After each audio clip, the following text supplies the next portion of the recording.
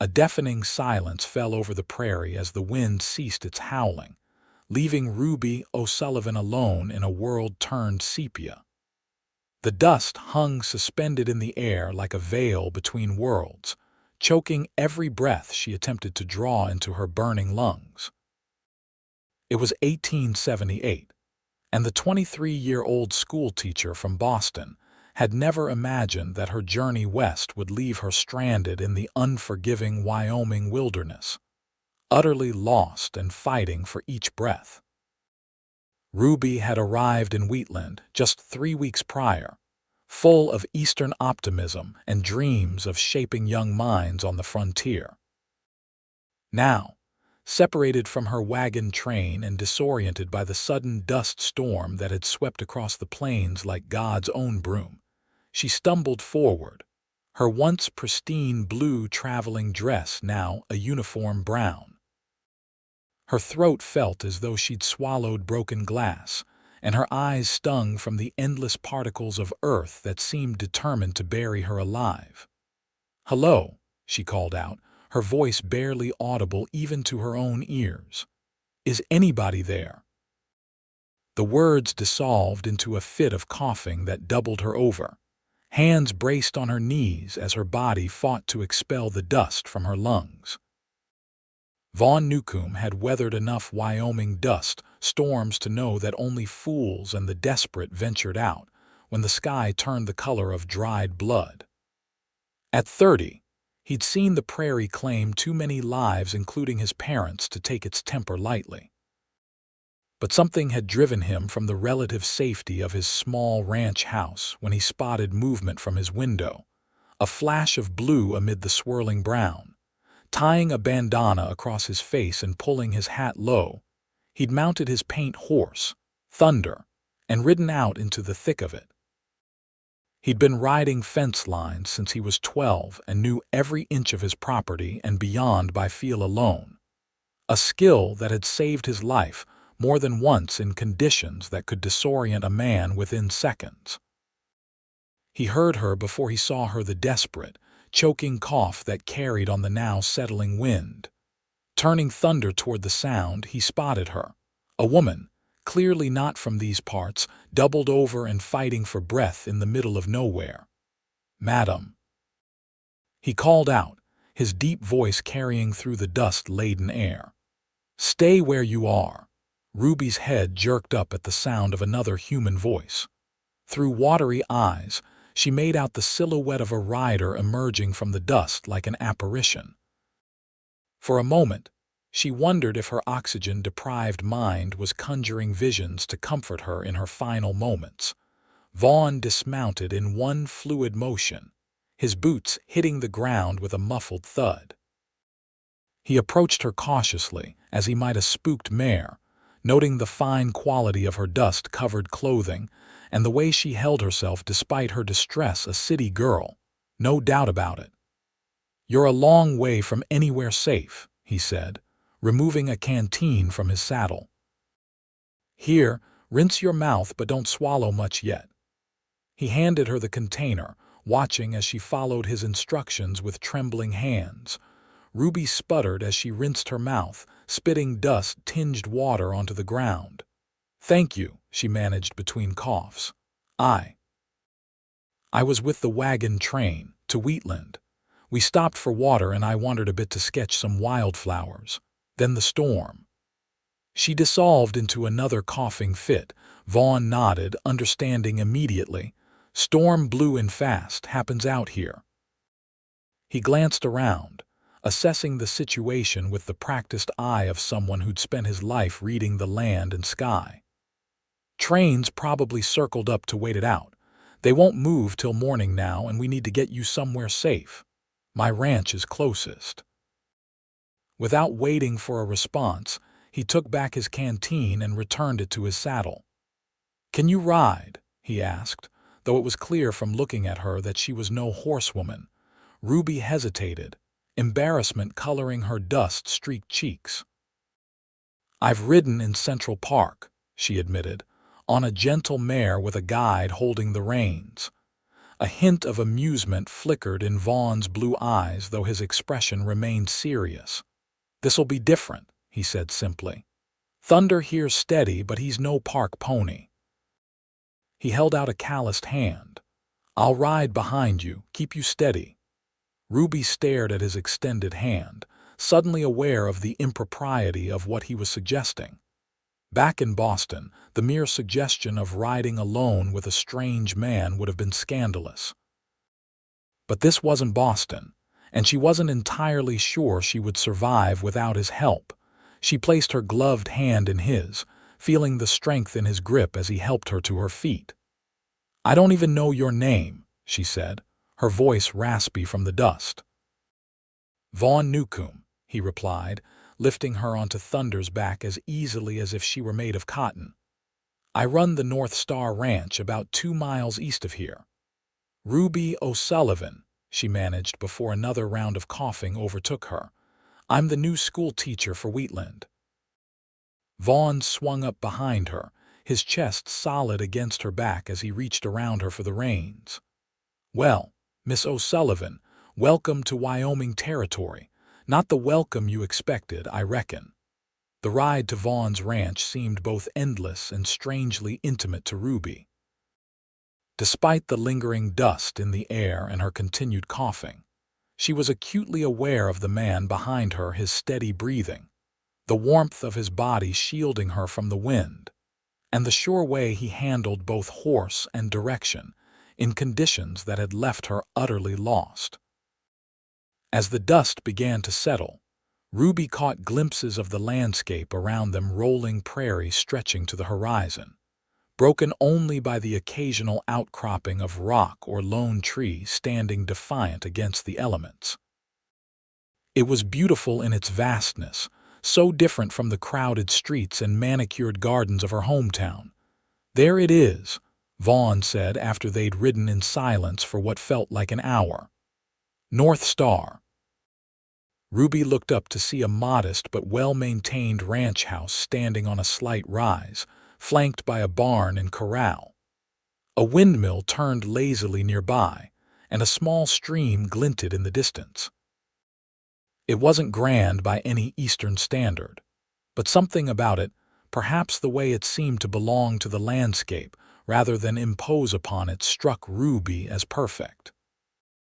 As they approached, a dog came bounding out to meet them, a rangy blue heeler that barked once in greeting before falling in beside Thunder.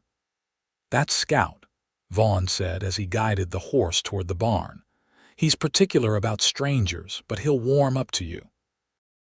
Once at the barn, Vaughn dismounted first, then reached up to help Ruby down.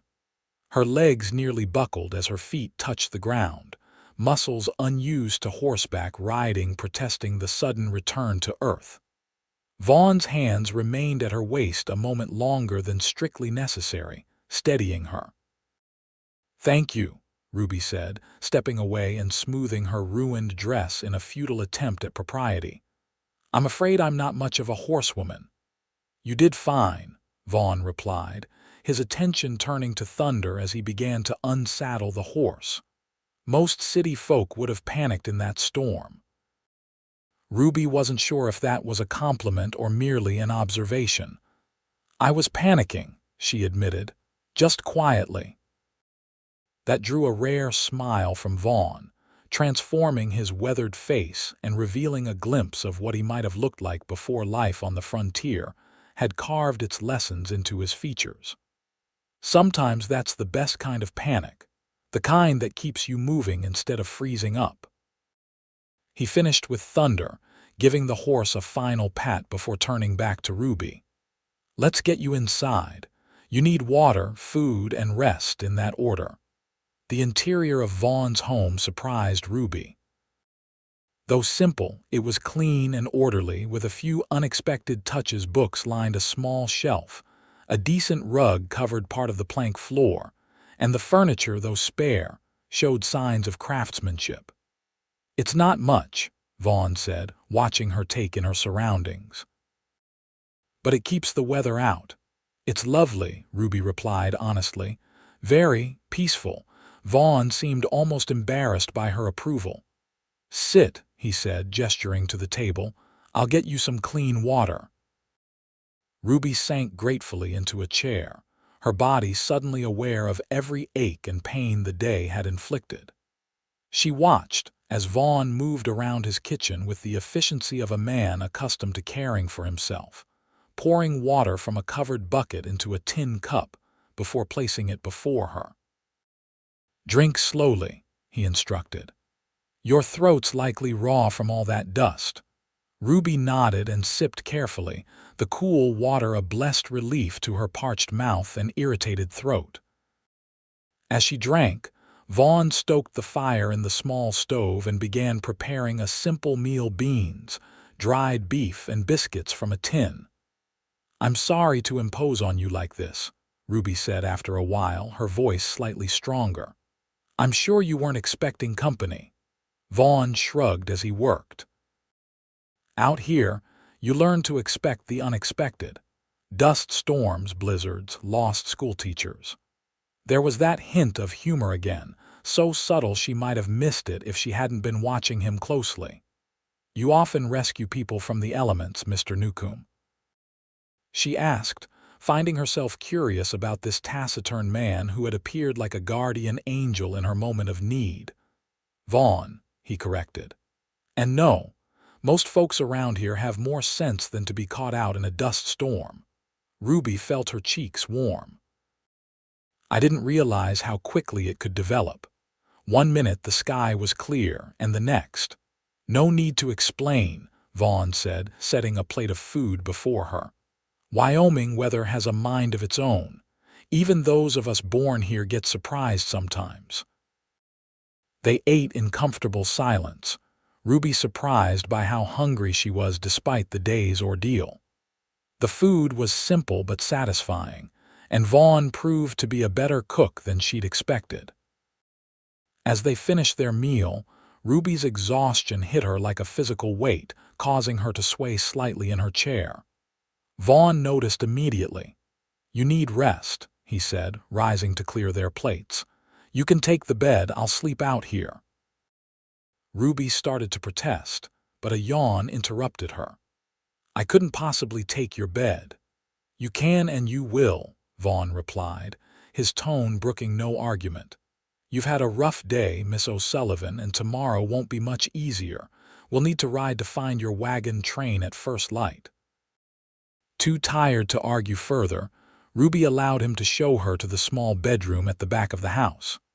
Like the rest of the home, it was simple but neat: a solid wood bed with a patchwork quilt, a small chest of drawers, and a washstand with a basin and pitcher. "There's clean water in the pitcher," Vaughn said from the doorway, keeping a respectful distance. "I'll leave you to rest. If you need anything, I'll be just outside." Ruby turned to thank him, suddenly struck by the strangeness of her situation alone in a strange man's home, miles from civilization as she knew it. Yet somehow, she wasn't afraid. There was something about Vaughn Newcombe that inspired trust, a steadiness that went beyond his capable handling of the crisis. "Thank you," she said simply, "for everything. I'm not sure I would have survived out there without your help." Vaughn nodded once, acceptance rather than acknowledgement. "Get some rest, Miss O'Sullivan.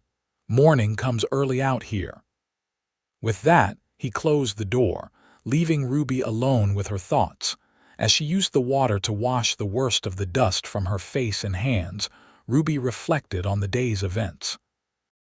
She had come west seeking adventure and purpose, eager to bring education to frontier children. She hadn't expected to find herself dependent on the kindness of a stranger her very first month in Wyoming.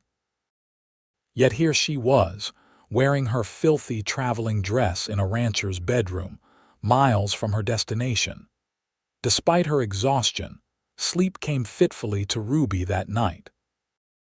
The unfamiliar sounds of the prairie coyotes calling in the distance, the creak of the windmill, the occasional snuffle of Scout outside the window kept her drifting between wakefulness and uneasy dreams.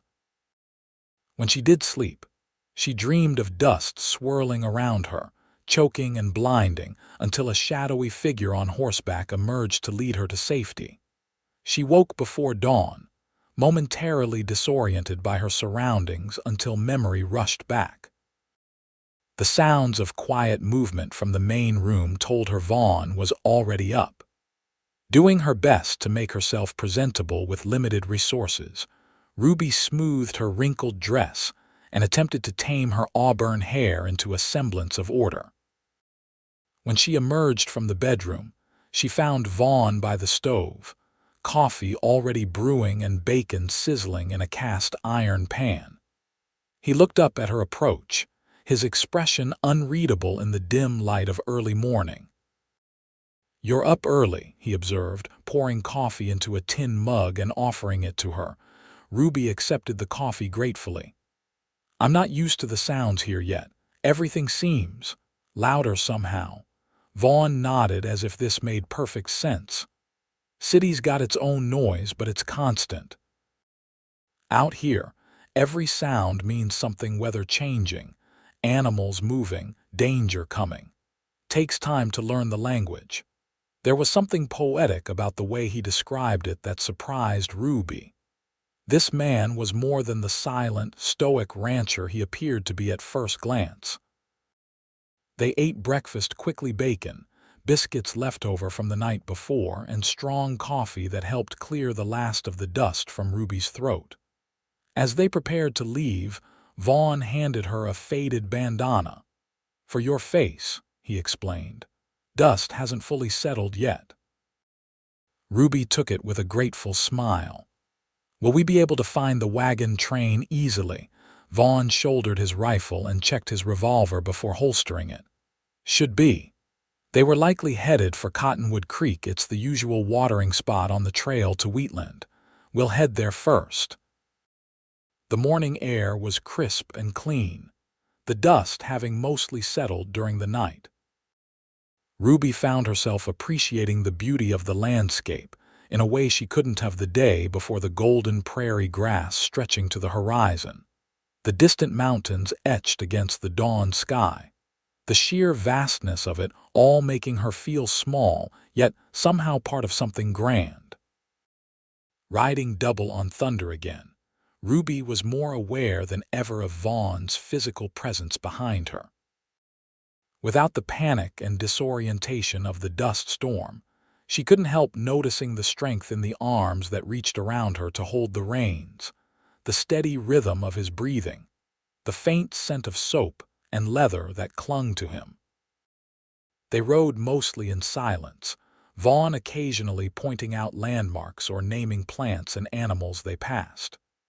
Ruby drank it all in, finding herself genuinely interested in this harsh but beautiful land that was to be her new home. After about an hour's ride, they crested a small rise and Vaughn reined Thunder to a stop. "There they are," he said, pointing to a circle of wagons in the distance, near a line of trees that marked the creek. Relief flooded through Ruby at the sight. "Oh, thank goodness. I was worried they might have continued on without me." "Wagon master wouldn't leave without accounting for everyone," Vaughn said. "Not out here. That's asking for trouble." He clicked his tongue, urging Thunder forward toward the encampment. As they approached, Ruby could see activity in the wagon circle, people moving about, preparing for the day's journey. A figure spotted them and raised an alarm, and soon several men were moving to intercept them, rifles at the ready. "That's far enough," called a gruff voice Ruby recognized as belonging to Mr. Harrison, the wagon master. Vaughn reined Thunder to a halt and raised one hand in greeting, keeping the other on the reins. "Morning," he called back. "I believe I've found something that belongs to your party." Harrison squinted against the morning sun, then his weathered face split into a grin of relief as he recognized Ruby. "Miss O'Sullivan, thank the Lord." He lowered his rifle and approached, the other men following suit. "We feared the worst when we couldn't find you after that dust storm blew in." "I wandered too far," Ruby explained as Vaughn helped her down from Thunder. Mr. Newcombe found me and gave me shelter for the night. Harrison turned his attention to Vaughn, sizing him up with the practiced eye of a man who'd spent decades judging the character of strangers on the frontier. Whatever he saw seemed to satisfy him because he extended his hand. "James Harrison, I'm obliged to you, Newcombe. Miss O'Sullivan here is Precious Cargo, our new schoolteacher." Vaughn shook the offered hand. "Vaughn Newcombe, North Star Ranch east of here, just doing what needed doing." By now, others from the wagon train had gathered, exclaiming over Ruby's return and peppering her with questions about her ordeal. Among them was Eliza Matthews, a widow traveling to join her brother in Wheatland, who had taken Ruby under her wing during the journey. "Ruby O'Sullivan," Eliza cried, pulling her into a fierce embrace. "We were sick with worry. William and Thomas rode out looking for you until it got too dark to see." She held Ruby at arm's length, examining her dust-stained clothing and tired face. "Are you hurt? Did this man treat you properly?" Ruby felt a flush rise to her cheeks at the implication in Eliza's question. "Mr. Newcombe saved my life, Eliza. He's been a perfect gentleman." Eliza's gaze shifted to Vaughn, who stood slightly apart from the group, one hand resting on Thunder's neck. Her expression softened. "Then we owe you our thanks, Mr. Newcombe." Harrison cleared his throat. "We'll be pulling out within the hour, heading on to Wheatland. It's only about half a day's journey from here." He turned to Vaughn. "Will you ride with us, Newcombe? Break bread before you head back." Vaughn hesitated, his gaze moving briefly to Ruby before returning to Harrison. "Appreciate the offer, but I should get back. Got stock to tend to." Ruby felt an unexpected pang of disappointment at his words. "At least let me properly thank you," she said, stepping toward him. "I owe you my life." Something flickered in Vaughn's eyes, an emotion Ruby couldn't quite name. "No debt between us, Miss O'Sullivan. Anyone would have done the same. Not anyone would have ridden out into a dust storm to rescue a stranger," Ruby insisted.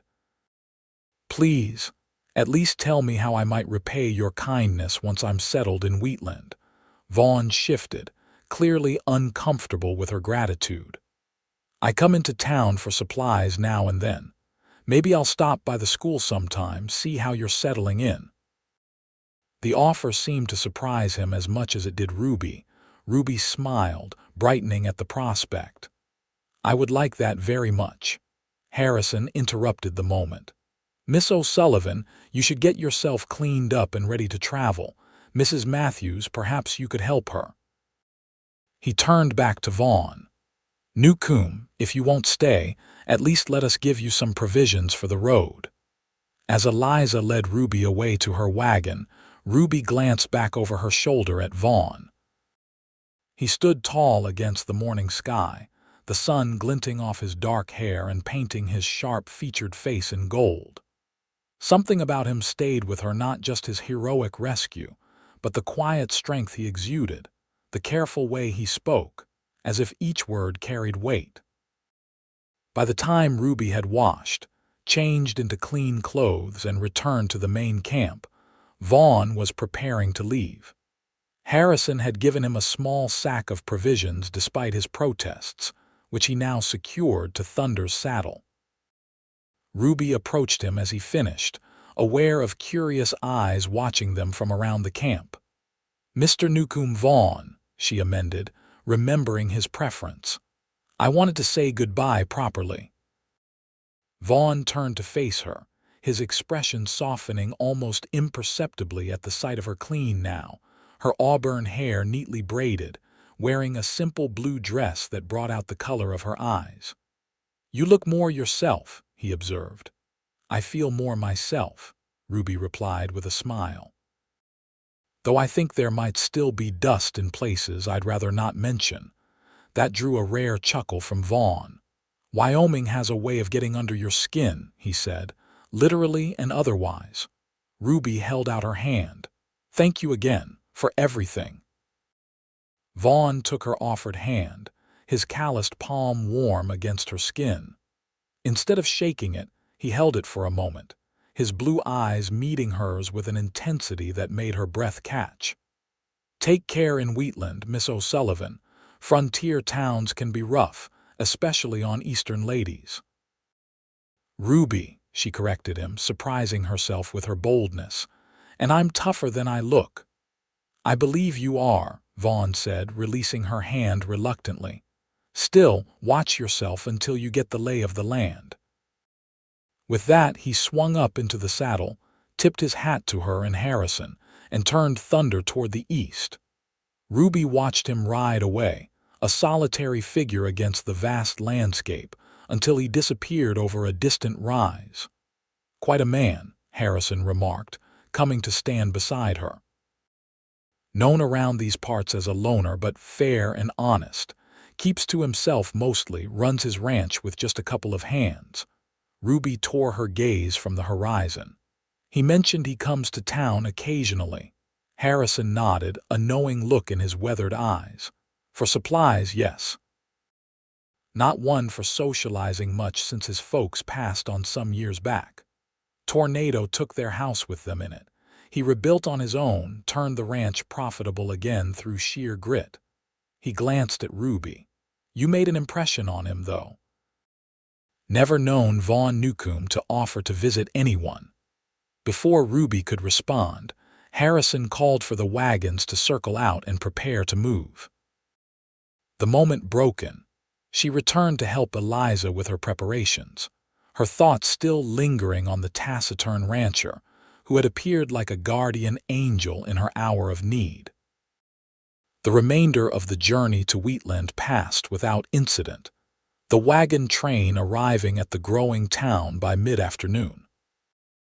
Ruby's first impression was of a place straddling two worlds-apart frontier outpost with its dusty main street and wooden buildings, part emerging civilization with a small church, a proper schoolhouse, and even a hotel that looked relatively new.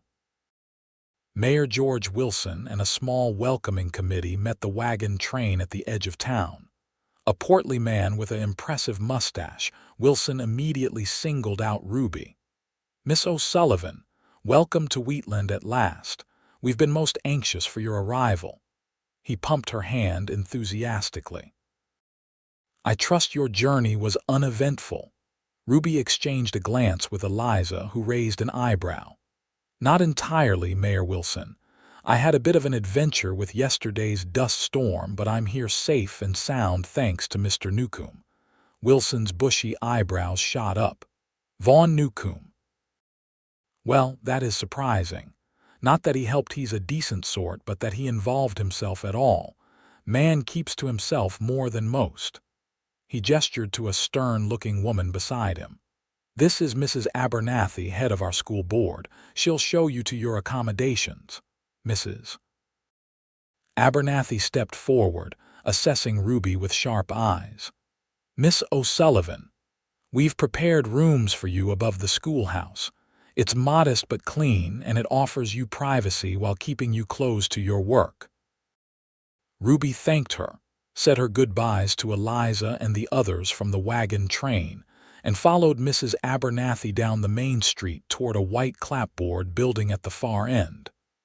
As they walked, Mrs. Abernathy pointed out the important establishments: the general store, the sheriff's office, the church, and the cattleman's hotel, where the monthly town meetings were held. "We have 37 children of school age in Wheatland and the surrounding homesteads," Mrs. Abernathy explained as they approached the schoolhouse.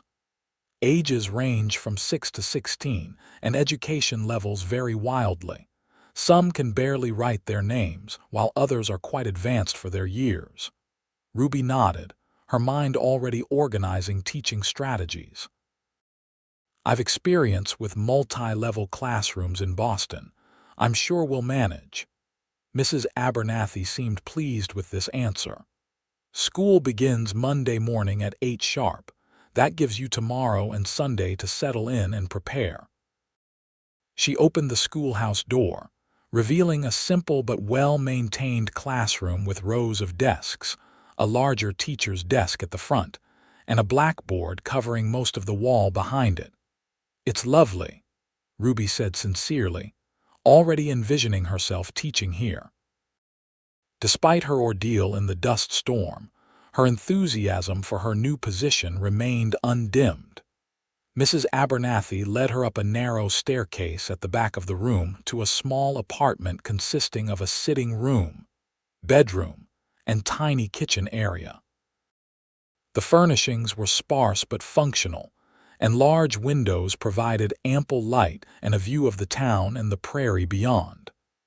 The town council had these rooms built last year specifically to house a teacher, Mrs. Abernathy explained.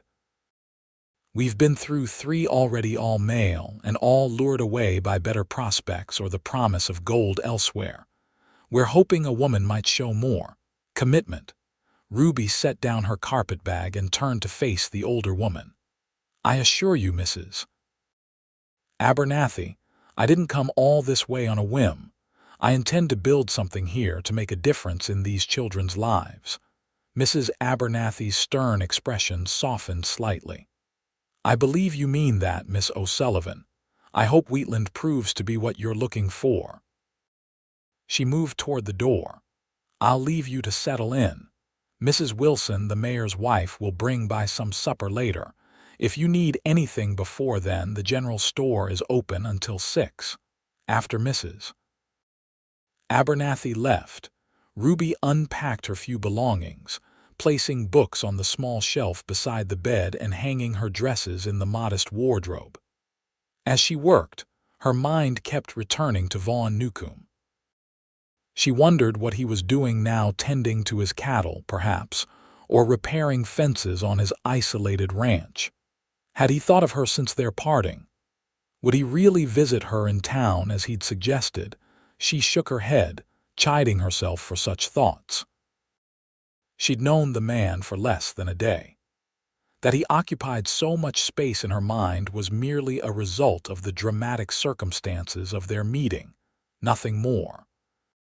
Yet as she stood by the window, looking out over the town to the vast prairie beyond, she couldn't help but wonder in which direction the North Star Ranch lay, and if its solitary owner might be looking toward Wheatland at this very moment.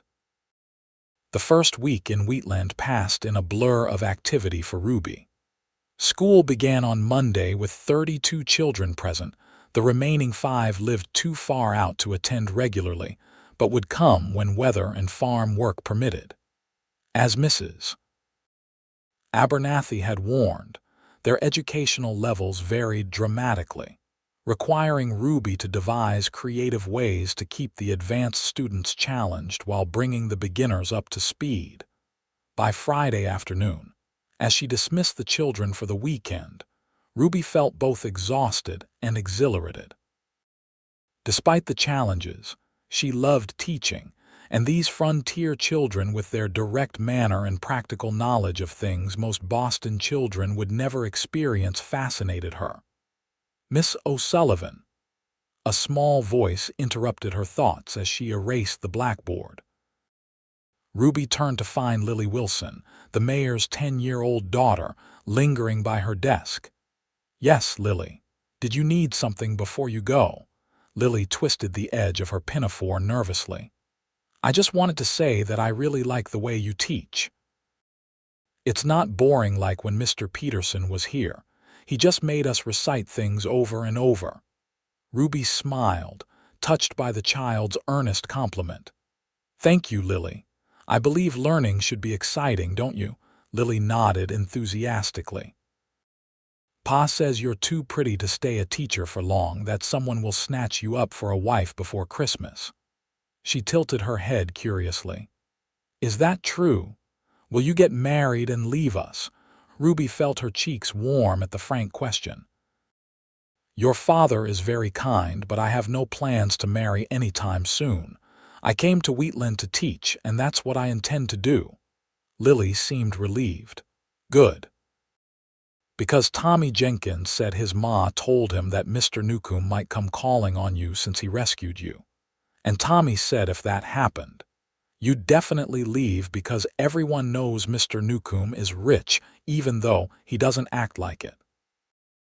Ruby's heart gave an unexpected flutter at the mention of Vaughn, though she kept her expression neutral. Mr. Newcombe was very kind to help me during the dust storm, but he's a busy rancher with no time for calling on schoolteachers. Now, shouldn't you be heading home? I'm sure your mother is waiting. After Lily left, Ruby sat at her desk, the blackboard forgotten as she pondered the girl's words. It had been a week since Vaughn had ridden away from the wagon train, and there had been no sign of him in town. Not that she had expected there to be. He'd said he came in for supplies, now and then, which could mean months between visits. Yet she couldn't deny that she'd found herself watching the street more often than necessary, or that her heart had quickened when a tall figure in a cowboy hat passed the schoolhouse, only to feel a pang of disappointment when it proved to be someone else. It was ridiculous, of course. She barely knew the man. That he had rescued her created no obligation between them, despite his offhand comment about visiting. She had a life to build here, a career to establish. Romance was the last thing she needed, especially with a solitary rancher who likely had little interest in the refined pastimes she enjoyed. Still, as she gathered her things to head upstairs to her rooms, she couldn't help but wonder what Vaughn Newcombe was doing at that very moment, and whether he ever thought of the schoolteacher he'd plucked from the dust. For Vaughn Newcombe, the week following his encounter with Ruby O'Sullivan had been one of unwelcome distraction. He found his thoughts returning to her at odd moments while mending fences, during meals, as he lay in bed staring at the ceiling. He'd replay their conversations in his mind, remembering the way her green eyes had lit up when she smiled, the gentle lilt of her voice, the quiet courage she'd shown in the face of danger. It was unsettling, this preoccupation with a woman he barely knew. Vaughn had lived alone for so long that he'd forgotten what it felt like to miss another person's company. Yet he found himself inventing reasons why he might need to go into Wheatland sooner than his usual monthly supply run reasons he immediately dismissed as transparent excuses. What would a refined Boston schoolteacher want with a rough-hewn rancher like him, anyway? Their worlds were too different, their paths crossing only by chance and circumstance. The fact that he'd impulsively suggested visiting her still made him wince when he thought about it. It had been foolish, born of a moment's weakness in the face of her gratitude and those captivating green eyes. Yet on Saturday morning, as he finished his chores earlier than usual, Vaughn found himself eyeing his one good shirt, the one he kept for church on the rare occasions he attended and for business meetings in town. Before he could talk himself out of it, he was heating water for a proper wash, trimming his beard and changing into the shirt and his least worn pair of denims. Just going for supplies, he told Scout, who watched these unusual preparations with evident confusion. Running low on coffee and ammunition. Nothing more to it than that. Scout's expression made it clear he wasn't fooled, but Vaughn ignored the dog's knowing gaze as he saddled Thunder and packed his saddlebags. It was just past noon when he rode out, telling himself he'd be back by evening, just a quick trip for necessities, maybe a drink at the saloon for news, and then home. If he happened to pass by the schoolhouse while in town, well, that would be mere coincidence.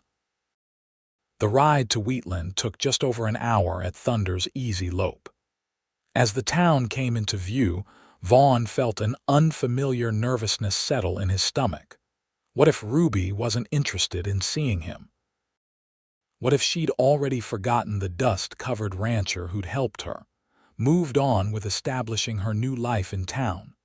Worse, what if she was there, but their conversation felt forced and awkward without the shared experience of danger to connect them? Vaughn wasn't good with small talk, never had been. Out on the ranch, communication was direct and purposeful. The social niceties expected in town, especially when speaking with a lady, had always eluded him. Too late for second thoughts now, he decided as he rode down Wheatland's Main Street. Nodding to those he knew and ignoring the curious glances, his unusually presentable appearance attracted. He tied Thunder outside the general store, determined to complete his actual errands before seeking out the schoolhouse. Inside, he found Mrs. Tompkins, the storekeeper's wife, arranging a display of fabrics newly arrived from back east. She looked up in surprise at his entrance. "Vaughn Newcombe. Wasn't expecting you for another couple weeks at least." Her sharp eyes took in his clean-shaven face and good shirt. "My, don't you look nice today. Special occasion." Vaughn shifted uncomfortably under her scrutiny. "No, madam. Just needed some supplies." He handed her his short list coffee, ammunition for his rifle, salt, sugar, and a few other basics.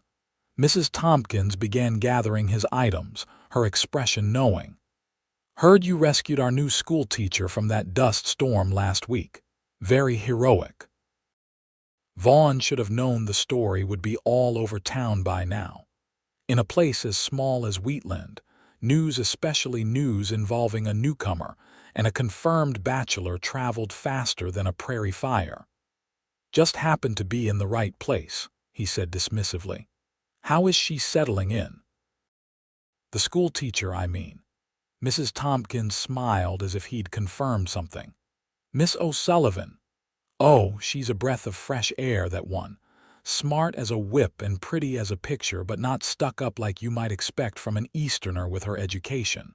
The children adore her already." She leaned across the counter conspiratorially. "Half the single men in town have found reasons to walk past the schoolhouse this week, and I hear Philip Morgan is already planning to call on her, though his sister says he hasn't a chance." Vaughn felt an irrational surge of annoyance at this news.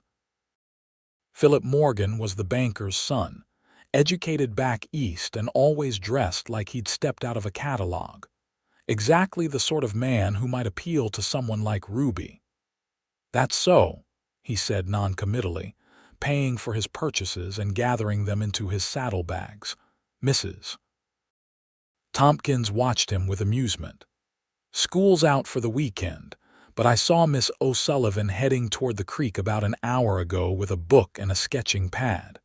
She mentioned something about finding a quiet spot to read." Vaughn nodded his thanks for the information, trying not to appear too eager as he left the store. He stood on the boardwalk for a moment, debating his next move. The sensible thing would be to have that drink at the saloon and head home, forgetting this foolish impulse that had brought him to town. Instead, he found himself untying Thunder and heading toward the small creek that ran just behind the town, the same creek where he'd found the wagon train after the dust storm. It didn't take long to spot her. Ruby sat on a flat rock near the water, her back against a cottonwood tree, a book open in her lap. She wore a simple dress of deep green that complemented her auburn hair, which was partially unpinned and fell in soft waves around her shoulders.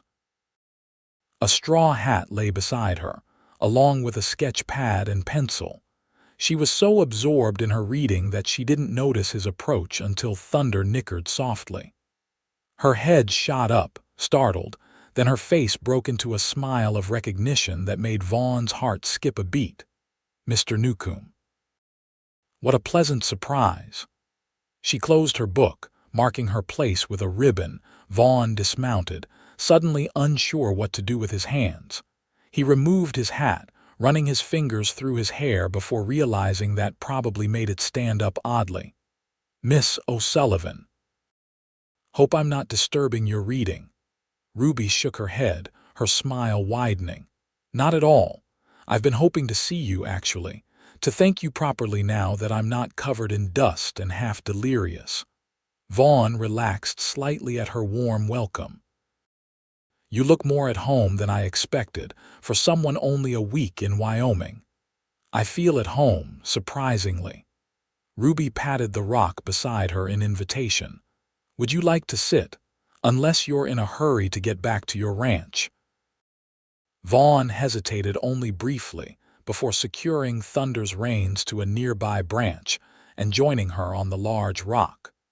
There was plenty of room for both of them, though he was acutely aware of the proper distance he should maintain between them.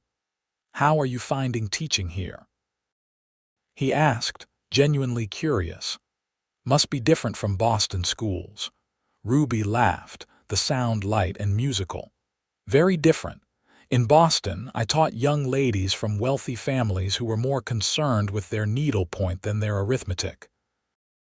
Here, I have farm boys who can calculate the board feet in a stack of lumber faster than I can write down the problem, but who struggle with basic reading." Her eyes shone with enthusiasm. "It's challenging and wonderful." Vaughn found himself captivated by her passion. "Sounds like you found your calling." "I believe I have," Ruby agreed. "And what about you?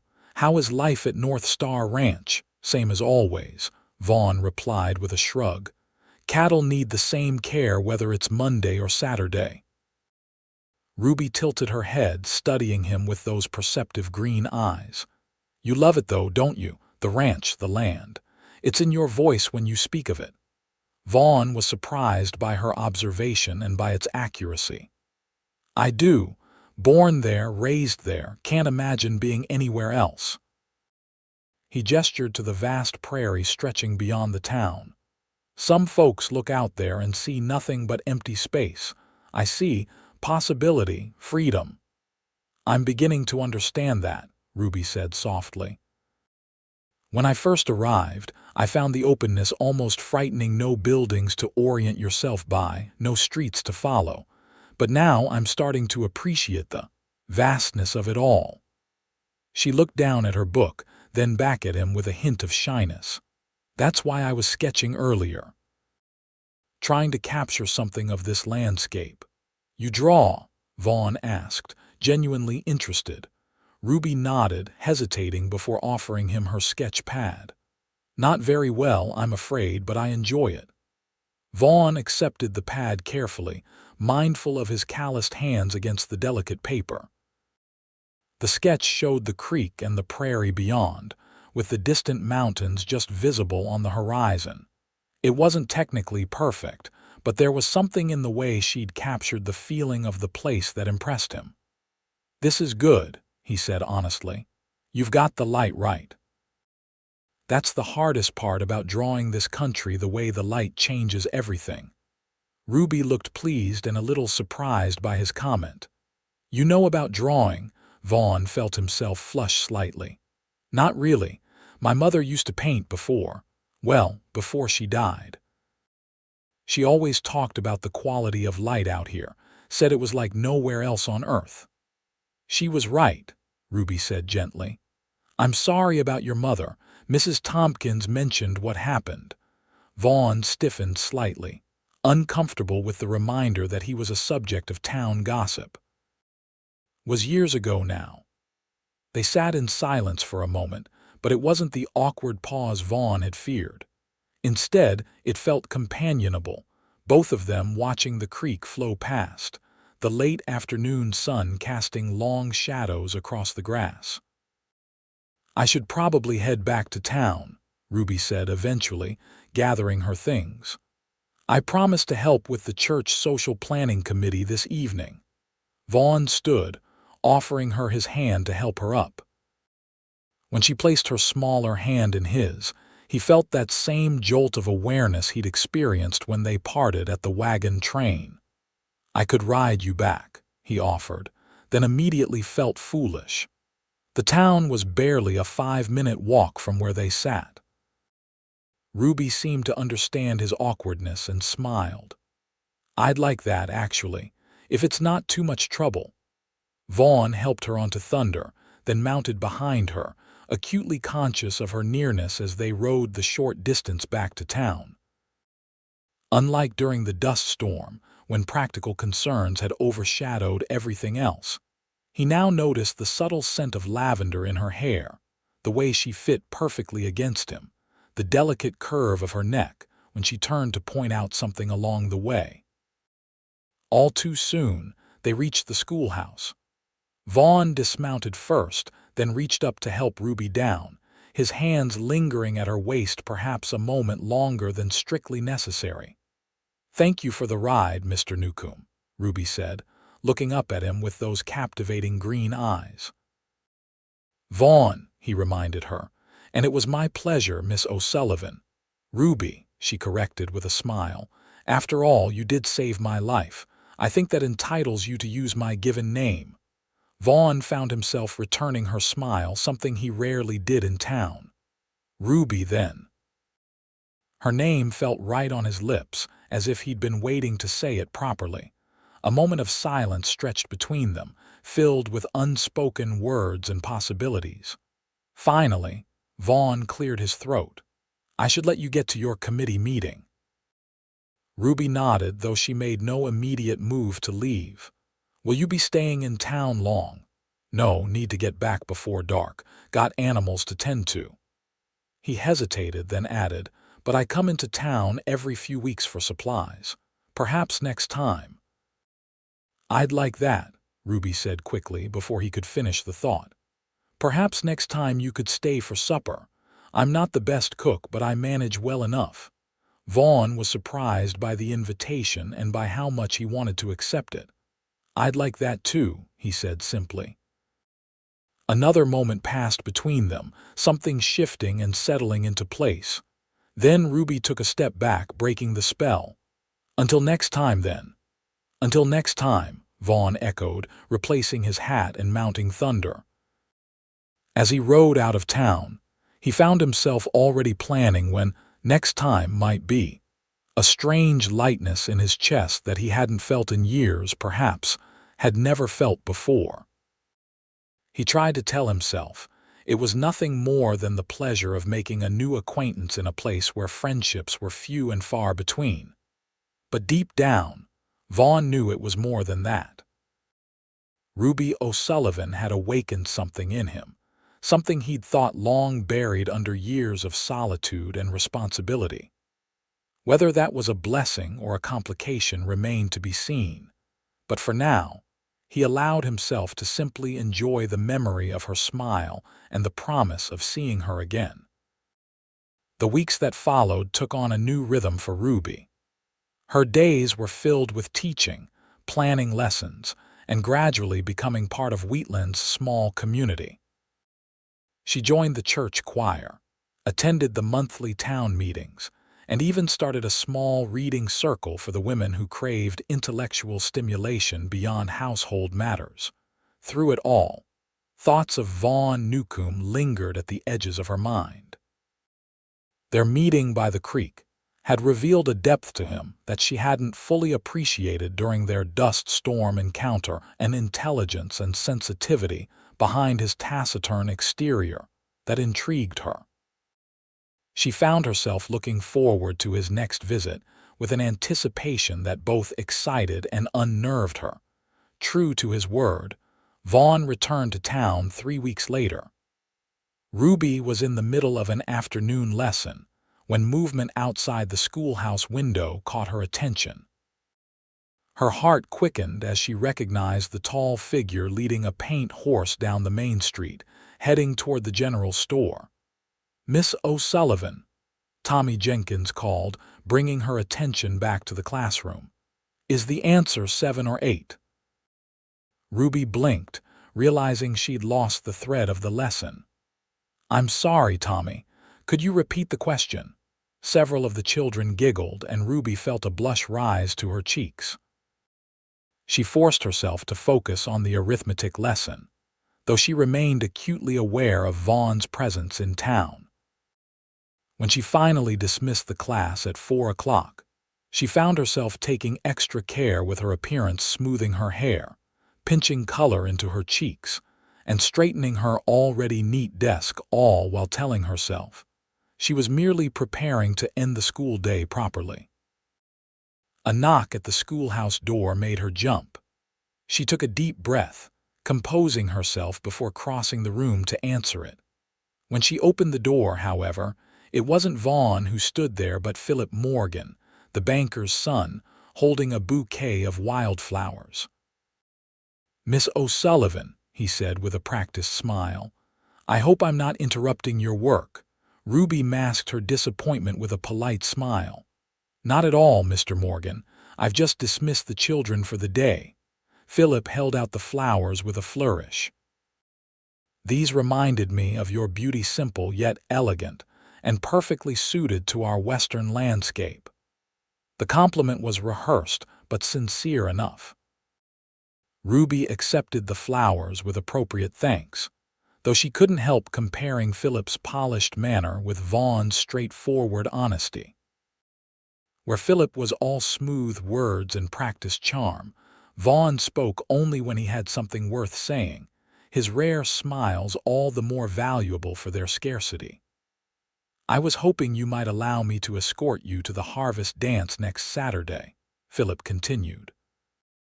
"As the newest addition to our community, you should experience a proper wheatland celebration." Before Ruby could formulate a response, a shadow fell across the doorway. She looked up to find Vaughn standing a few paces behind Philip, his expression unreadable as he took in the scene before him. "Mr. Newcombe," she said, unable to keep a note of pleasure from her voice. Philip turned, his smile faltering slightly as he nodded to the rancher. "Newcombe, cattle business bring you to town?" "Supplies," Vaughn replied shortly, his gaze moving from Philip to Ruby, then to the flowers in her hands.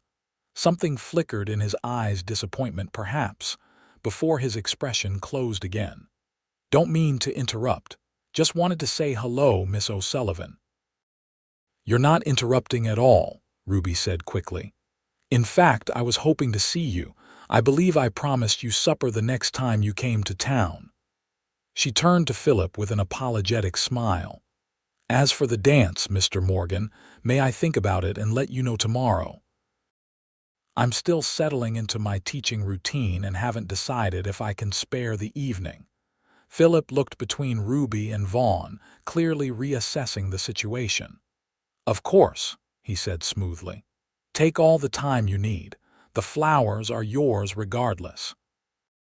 After Philip left, an awkward silence fell between Ruby and Vaughn. He remained on the schoolhouse steps, hat in hand, looking like a man who wasn't sure if he should stay or go. "I meant it about supper," Ruby said finally. "Unless you need to get back to your ranch." Vaughn shook his head. "No rush today. Left Jenkins in charge. He's a good hand, knows what needs doing." Ruby smiled, relieved. "Wonderful. Give me a moment to put these in water, and then perhaps you could help me carry some books upstairs. I've been meaning to reorganize my shelves." Vaughn followed her inside, looking oddly out of place amid the rows of small desks. As Ruby arranged Philip's flowers in a jar of water, she was acutely aware of Vaughn watching her, his presence filling the room despite his stillness.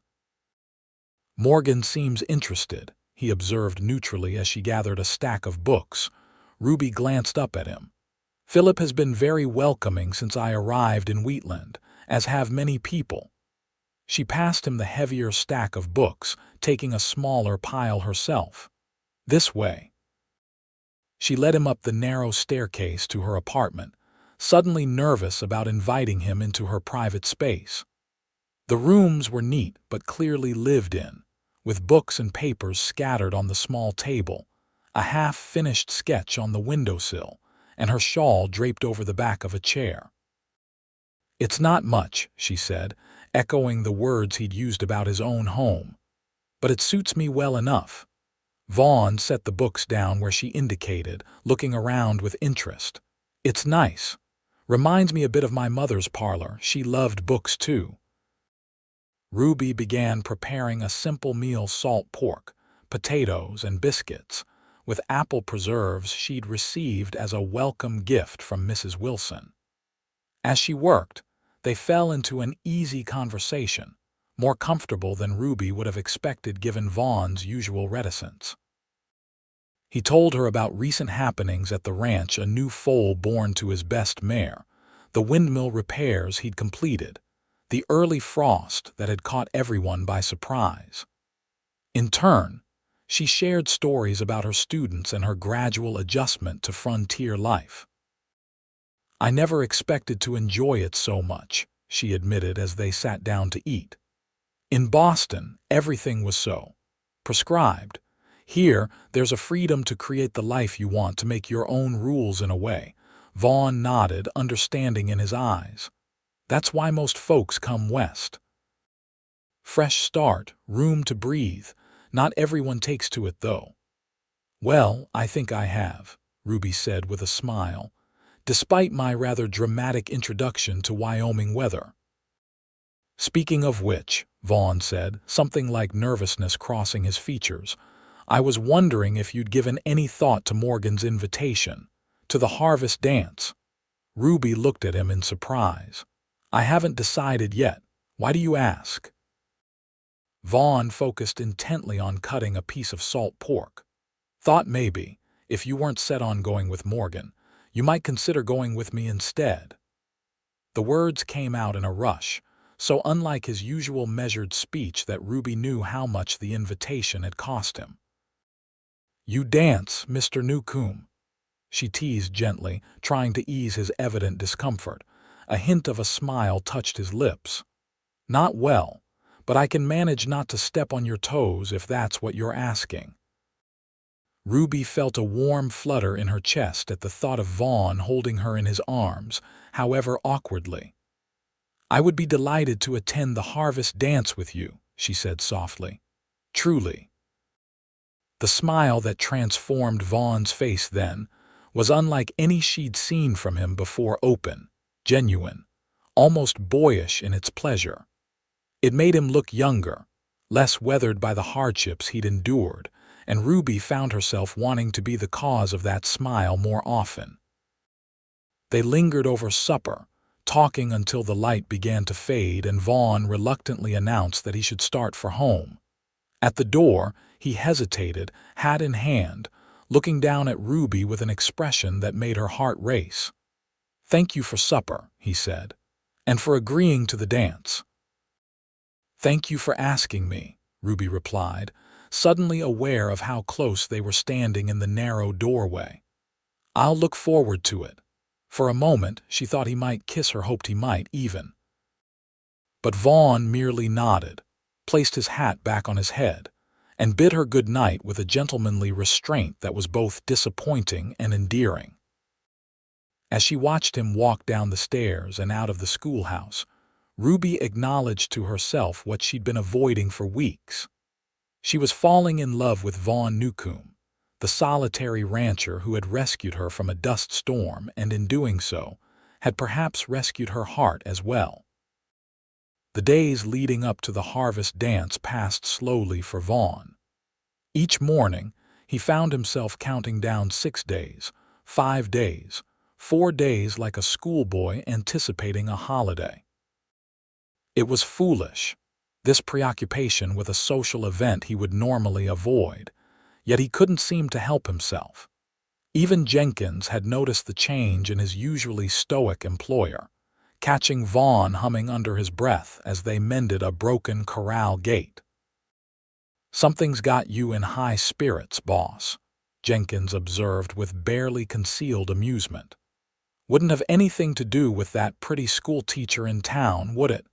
Vaughn had grunted noncommittally, but the heat in his face had betrayed him. Truth was, he could think of little else but Ruby, her smile, her laugh, the way her eyes lit up when she spoke about her students or her sketching. It had been years since he'd felt this way about anyone, if he ever truly had. His few previous romantic entanglements had been brief and ultimately unsatisfying, leaving him convinced that he was better suited to solitude. Ruby challenged that conviction simply by being herself, intelligent, kind, and unexpectedly resilient. She'd adapted to frontier life with a grace that impressed him, embracing its challenges rather than merely enduring them as many Easterners did. The more he learned about her, the more he wanted to know. When Saturday finally arrived, Vaughn spent an unprecedented amount of time on his appearance. He bathed thoroughly in water heated on the stove, shaved carefully, and put on his best clothes, the suit he'd ordered from back east 2 years ago for a bankers' meeting, and had worn exactly twice since. It felt stiff and formal, but he wanted to look right for Ruby, to show her and the town that he could be more than just the rough rancher they knew. "Don't wait up," he told Scout as he prepared to leave, the dog watching his unusual preparations with evident concern. "And don't look at me like that. It's just a dance." But they both knew it was more than that. It was a declaration of sorts, a step away from the isolation he'd wrapped around himself like armor since his parents' deaths. Whether it was a step toward something lasting with Ruby, or simply a momentary break from solitude, Vaughn wasn't yet sure. He only knew that he needed to take it. Ruby was waiting for him at the schoolhouse, and the sight of her as she opened the door stole the breath from his lungs. She wore a dress of deep blue that complemented her fair skin and auburn hair, which she'd arranged in an elegant style that left soft tendrils framing her face. She looked beautiful, yes, but more than that, she looked happy to see him, her smile warming him more effectively than any fire. "You're right on time," she said, a note of approval in her voice. "Always am," Vaughn replied, offering his arm with more confidence than he felt. "You look beautiful." The compliment felt inadequate, but Ruby's pleased blush told him it was appreciated nonetheless. "Thank you. You look very handsome yourself. I don't think I've ever seen you in a suit before." "Don't wear it often," Vaughn admitted as they began walking toward the town hall where the dance was being held. "Feels strange, like I'm playing dress up." Ruby laughed, the sound lightening his mood. "I know what you mean. In Boston, I wore dresses like this all the time. Now they feel like costumes from another life."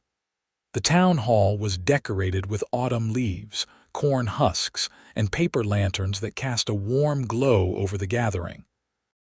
It seemed all of Wheatland had turned out for the occasion, from the oldest grandparents to babes in arms. A small band played lively tunes in one corner, while tables laden with food and drink lined the opposite wall. As they entered, Vaughn felt the familiar weight of eyes upon them. He was used to being noticed. His height and solitary habits made him something of a curiosity in town, but tonight the attention felt different. Tonight, they were looking at him and Ruby together, and he could almost hear the speculation buzzing through the room. "Miss O'Sullivan." Mayor Wilson approached, his wife beside him. "So glad you could join us. And Newcombe, don't believe I've seen you at a town social since. Well, can't rightly remember when." "Been busy," Vaughn said simply, nodding to Mrs. Wilson. Ruby smoothly took over the conversation, asking after the Wilsons' children and complimenting Mrs. Wilson on her contribution to the refreshment table. Vaughn marveled at her social ease, the way she navigated the exchange with grace, while keeping him included with a touch on his arm or a glance in his direction. Throughout the evening, Ruby introduced him to people he'd seen for years, but barely knew parents of her students, shopkeepers' wives, farmers from outlying homesteads. She drew him into conversations with a skill that made it seem natural rather than forced, helping him find common ground with people he'd previously acknowledged only with a nod in passing.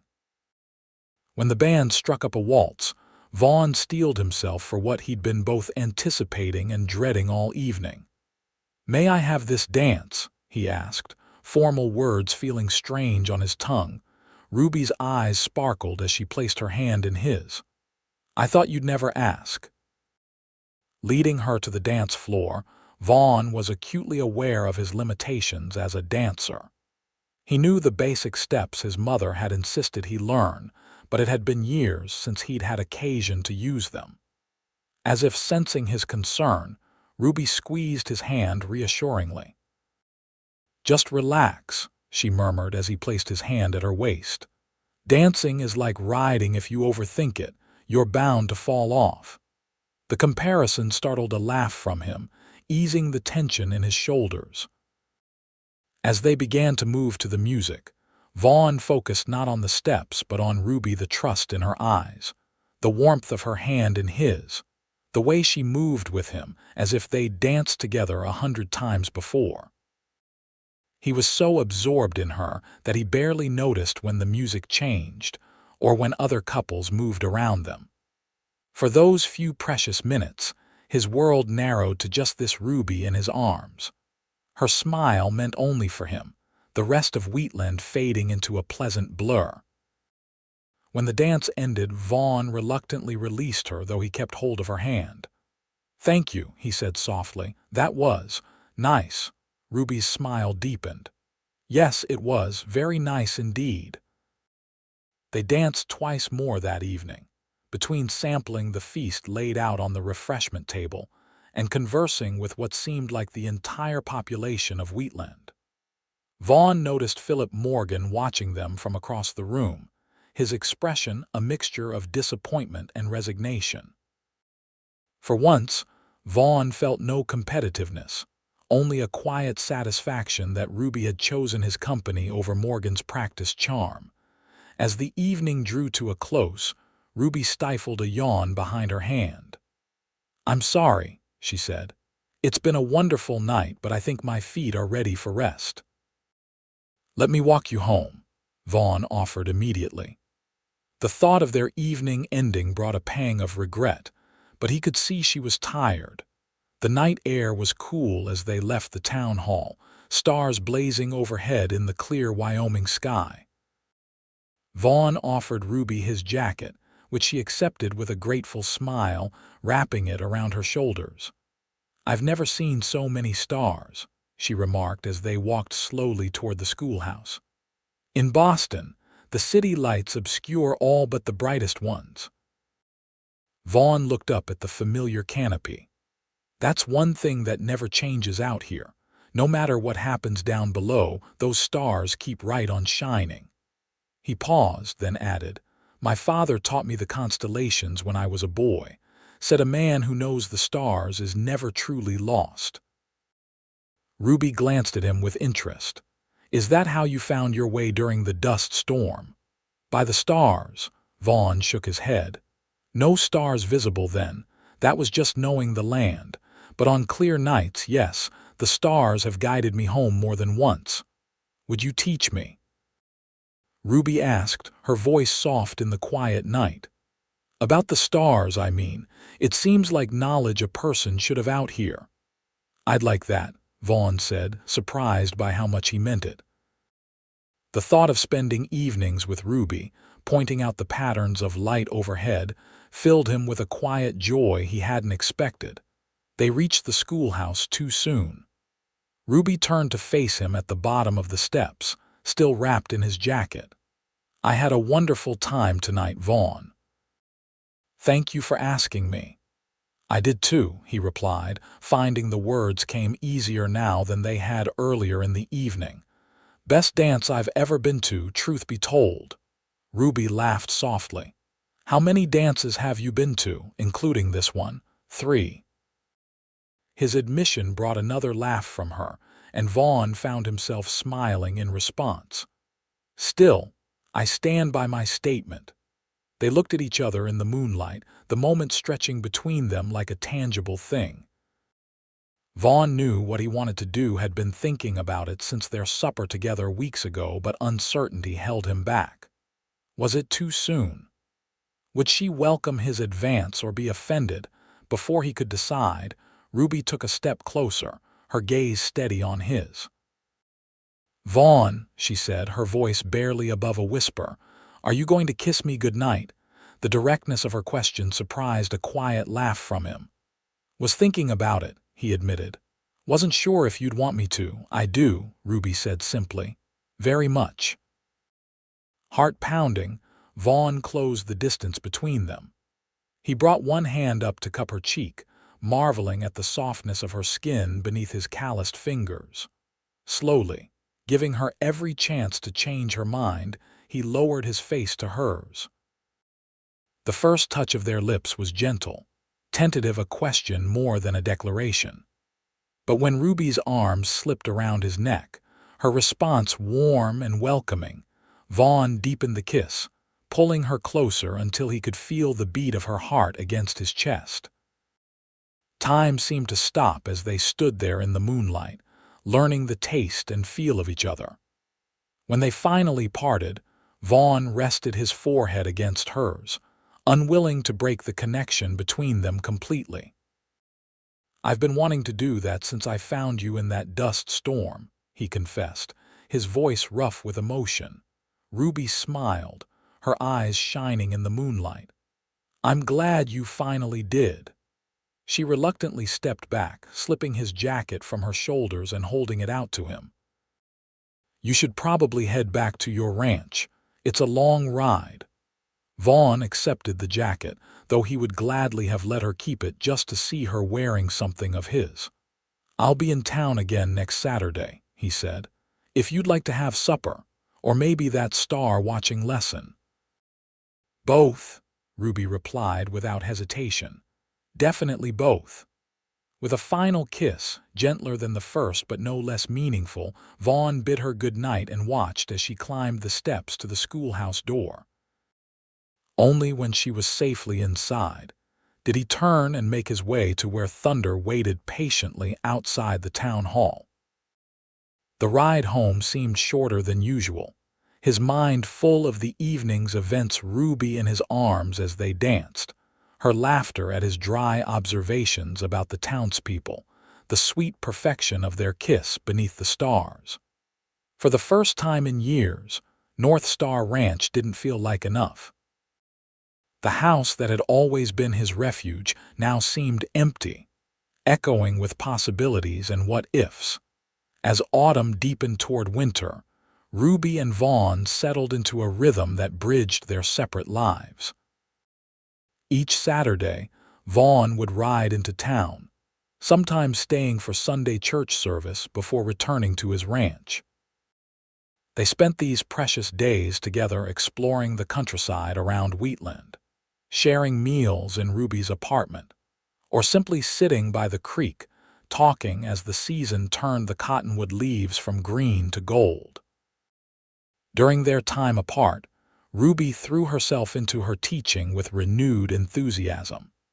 She started a small library in the schoolhouse, soliciting book donations from the townsfolk, and even writing to her former colleagues in Boston for educational materials.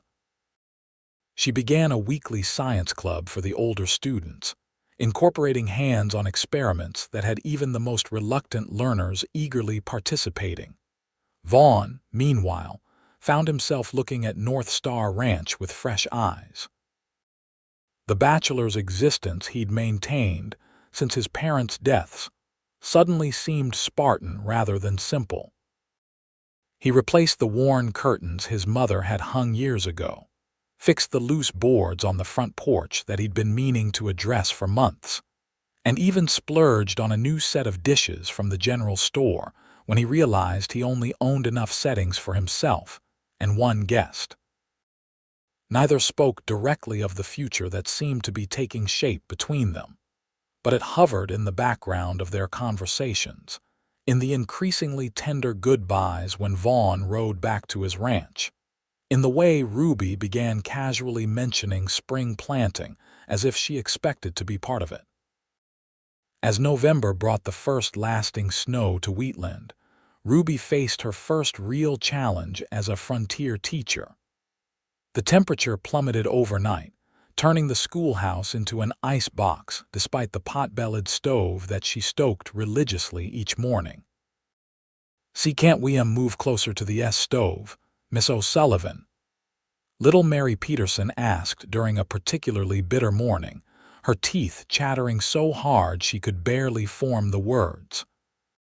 Ruby, who had been trying to ignore her own numbed fingers and toes, looked at the row of shivering children and made a quick decision. Yes, everyone bring your slates and books and gather around the stove. We'll have our lessons there today. The improvised arrangement worked well enough, but as the day wore on and the temperature continued to drop, Ruby began to worry about the children's journey home, especially those who lived on outlying farms and had miles to travel. By noon, snow was falling heavily and parents began arriving to collect their children early. Mayor Wilson appeared at the schoolhouse door just after 1 o'clock, stomping snow from his boots. "Miss O'Sullivan, I think we'd better send everyone home now," he said, his usually jovial face serious. "This storm is looking to be a bad one. Might need to close school for a few days until it passes." Ruby agreed immediately, helping the remaining children bundle up in their warmest clothes before releasing them to their waiting parents. Soon, only she and the mayor remained in the rapidly cooling schoolhouse. "Will you be all right up here alone?"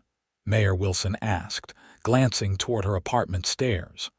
"Martha said to tell you you're welcome to stay with us if you'd prefer company during the storm." Ruby appreciated the offer but shook her head. "I'll be fine, thank you. I have plenty of firewood and provisions. Please thank Mrs. Wilson for me."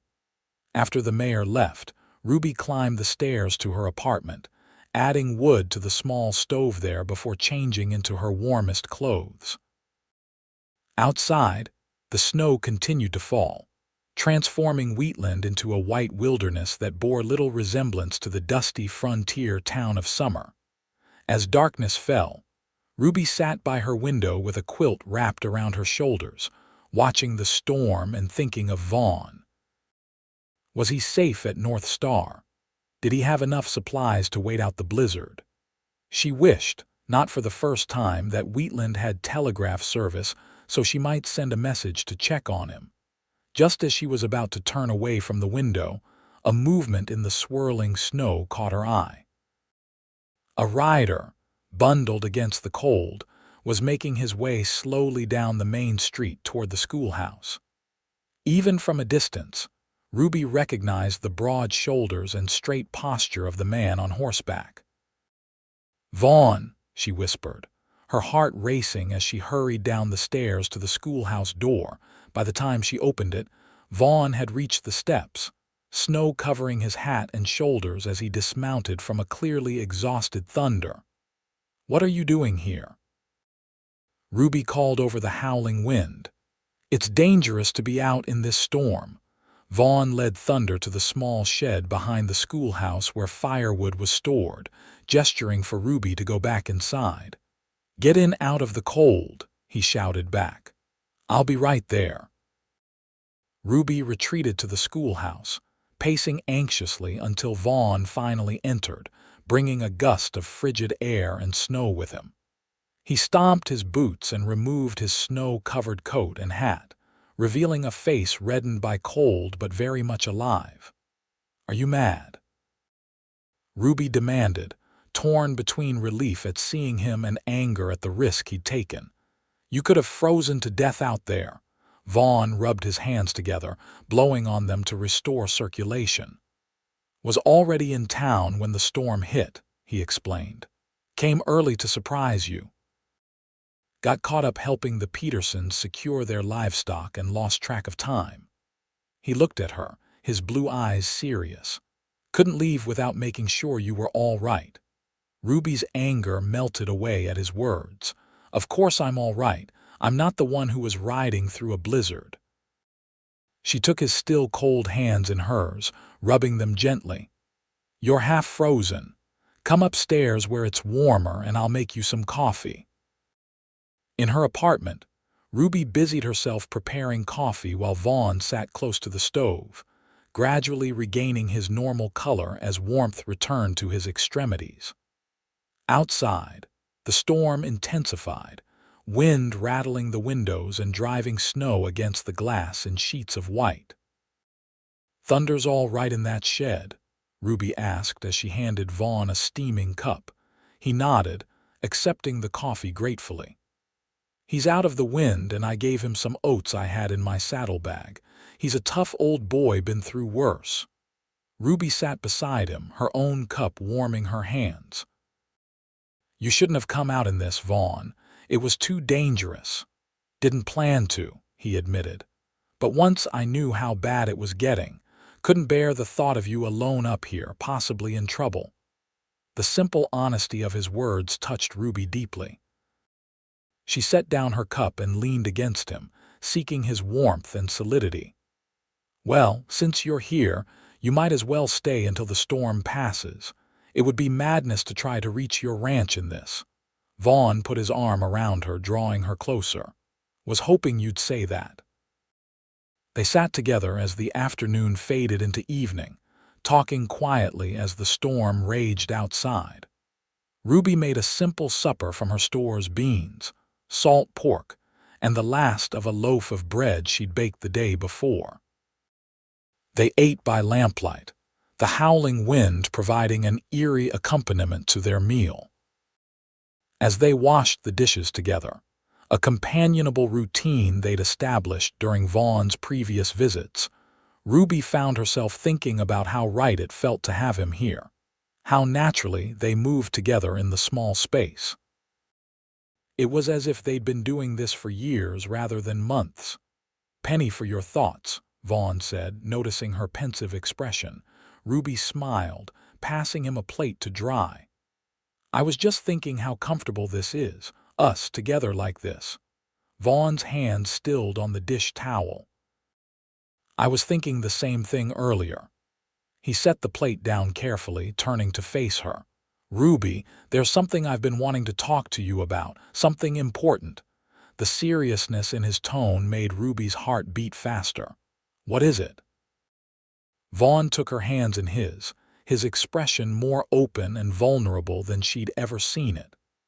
These past months with you have been the happiest of my life.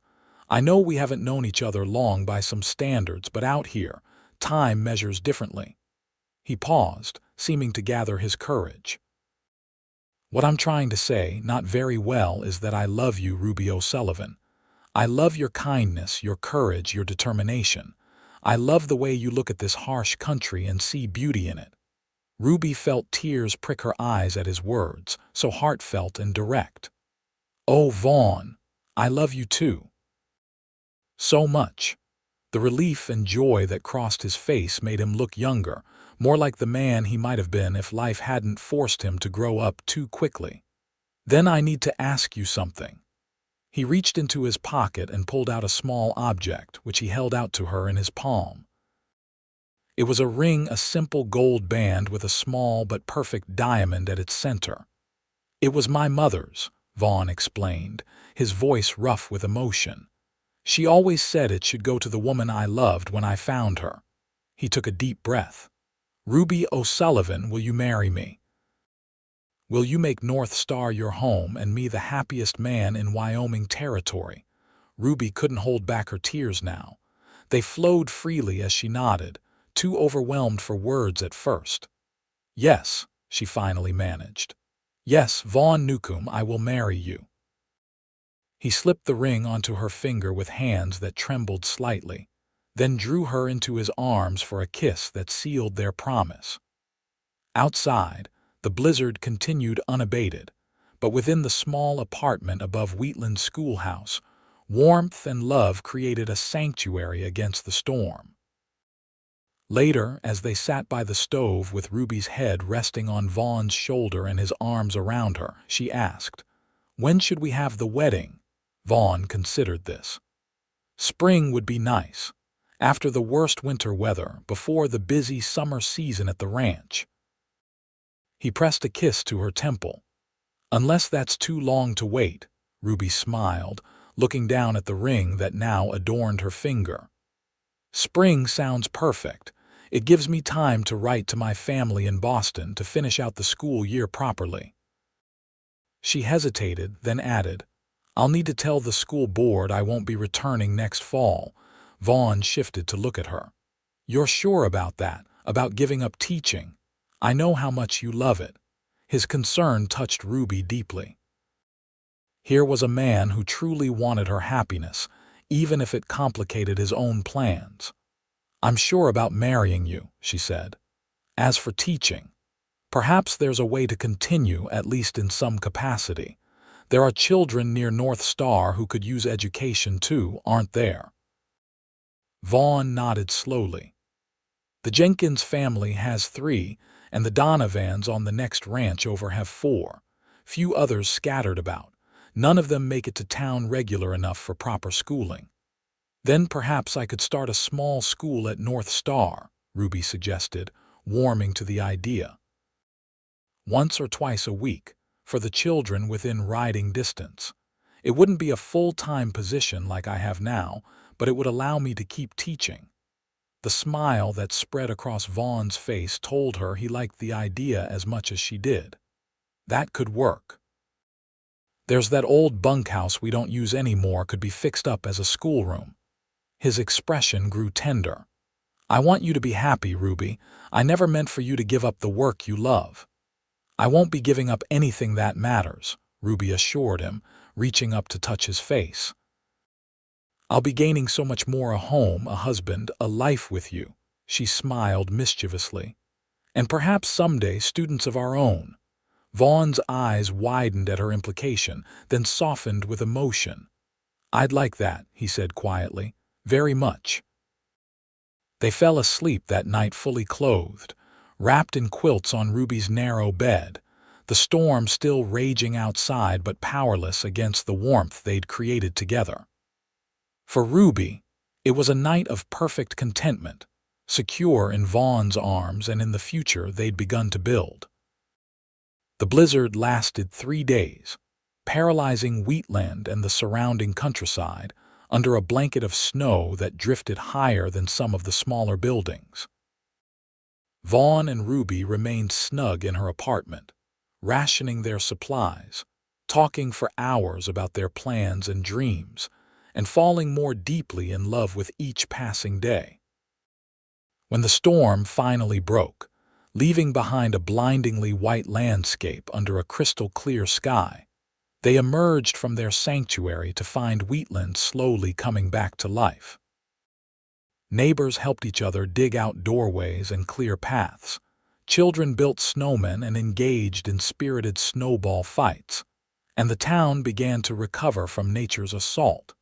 Vaughn's first concern was for his ranch. "I need to get back," he told Ruby as they stood on the schoolhouse steps, surveying the transformed town. "Jenkins is capable, but he'll have his hands full with the cattle after a storm like this." Ruby understood, though the thought of him riding through the deep snow worried her. "Promise me you'll be careful, and send word somehow when you arrive safely." "I promise," Vaughn said, drawing her into his arms for a goodbye kiss that held both passion and promise. "And I'll be back as soon as I can clear the worst of the damage at North Star." News of their engagement spread through Wheatland like wildfire once the town was functioning again. Ruby found herself the center of attention and good-natured teasing from her students while receiving congratulations and advice, some wanted, some not, from the women of the town. "Never thought I'd see the day Vaughn Newcombe took a bride," Mrs. Tompkins remarked as she measured Ruby for alterations to a dress. "That man's been as solitary as a mountain lion since his parents passed. You must be something special, Miss O'Sullivan." Ruby blushed at the comment, but couldn't deny the happiness that welled up inside her whenever she thought about Vaughn and their future together. The ring on her finger still felt new and slightly strange, but the promise it represented filled her with joy and certainty. True to his word, Vaughn sent a message with a passing rider 3 days after leaving town, assuring Ruby that he had reached North Star safely and found the ranch largely intact, though with considerable work ahead to repair storm damage. He couldn't say when he'd return to Wheatland, but promised it would be as soon as possible. 2 weeks passed before Ruby saw him again. She was in the middle of a geography lesson when the schoolhouse door opened, admitting a gust of cold air and the tall figure of her fiancé. The children's heads all turned at once, and a ripple of excitement went through the classroom. "Mr. Newcombe," called out Tommy Jenkins, whose father worked for Vaughn. "Did you come to see Miss O'Sullivan? She's wearing your ring now. She showed us yesterday when Lily asked about it." Vaughn removed his hat, looking slightly abashed at becoming the center of so much attention. "I did come to see Miss O'Sullivan, yes, but I can wait until your lesson is finished." Ruby checked the clock on the wall. It was nearly time for the midday break anyway. "Class, please complete the map exercise on your slates, and then you may take your lunch. A few minutes early today, I think." The children needed no further encouragement. Within moments, they had scattered to retrieve their lunch pails, many of them offering shy greetings to Vaughn as they passed.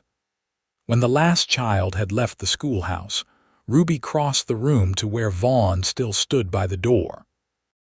"This is a wonderful surprise," she said, her happiness evident in her voice. "I didn't expect you back so soon." Vaughn smiled, the private smile that Ruby had come to treasure, the one he seemed to reserve just for her. "Couldn't stay away any longer," he admitted. "Ranch is secure enough for now, and I missed you." The simple admission warmed Ruby through. She glanced outside to ensure no curious students were watching, then stood on tiptoe to kiss him briefly. "I missed you too, more than I expected to." They spent Ruby's lunch hour walking through town, Vaughn updating her on the state of North Star after the blizzard, while she told him about her students' progress and the town's recovery efforts. Their conversation flowed easily, punctuated by shared glances and the occasional touch of hands, small intimacies that spoke volumes about their growing connection. When it was time for Ruby to return to the schoolhouse, Vaughn walked her to the door. "I've spoken to Reverend Williams," he said. "Asked about available dates in the spring for a wedding. He suggested May, after Easter but before the summer heat sets in." Ruby smiled at the thought. "May would be perfect. The wildflowers will be blooming by then." "That's what I thought too," Vaughn agreed. "And it gives us time to prepare the ranch house properly. I want it to be a real home for you, not just a bachelor's quarters." The care and thought he was putting into their future touched Ruby deeply. "It will be home because you're there," she said softly. "Everything else is just details." Vaughn's eyes darkened with emotion at her words. "I'll come back Saturday," he promised. "Stay through Sunday this time if that's all right with you." "More than all right," Ruby assured him. "I'll be counting the hours." True to his word, Vaughn returned that Saturday and every Saturday after, weather permitting, throughout the winter months.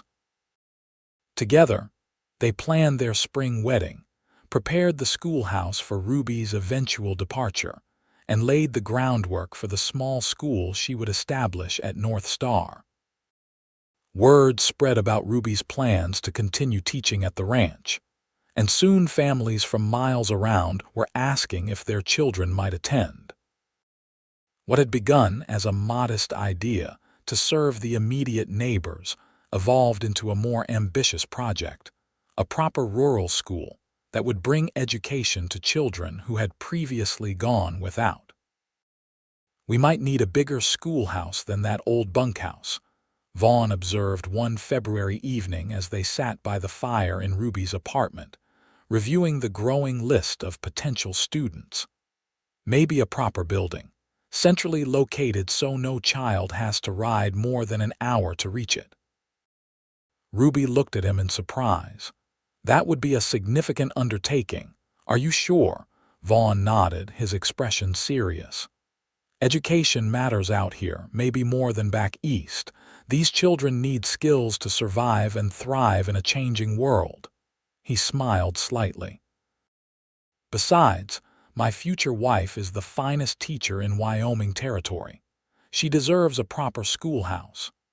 As winter gradually loosened its grip on Wheatland and the first hints of spring began to appear, preparations for the wedding intensified.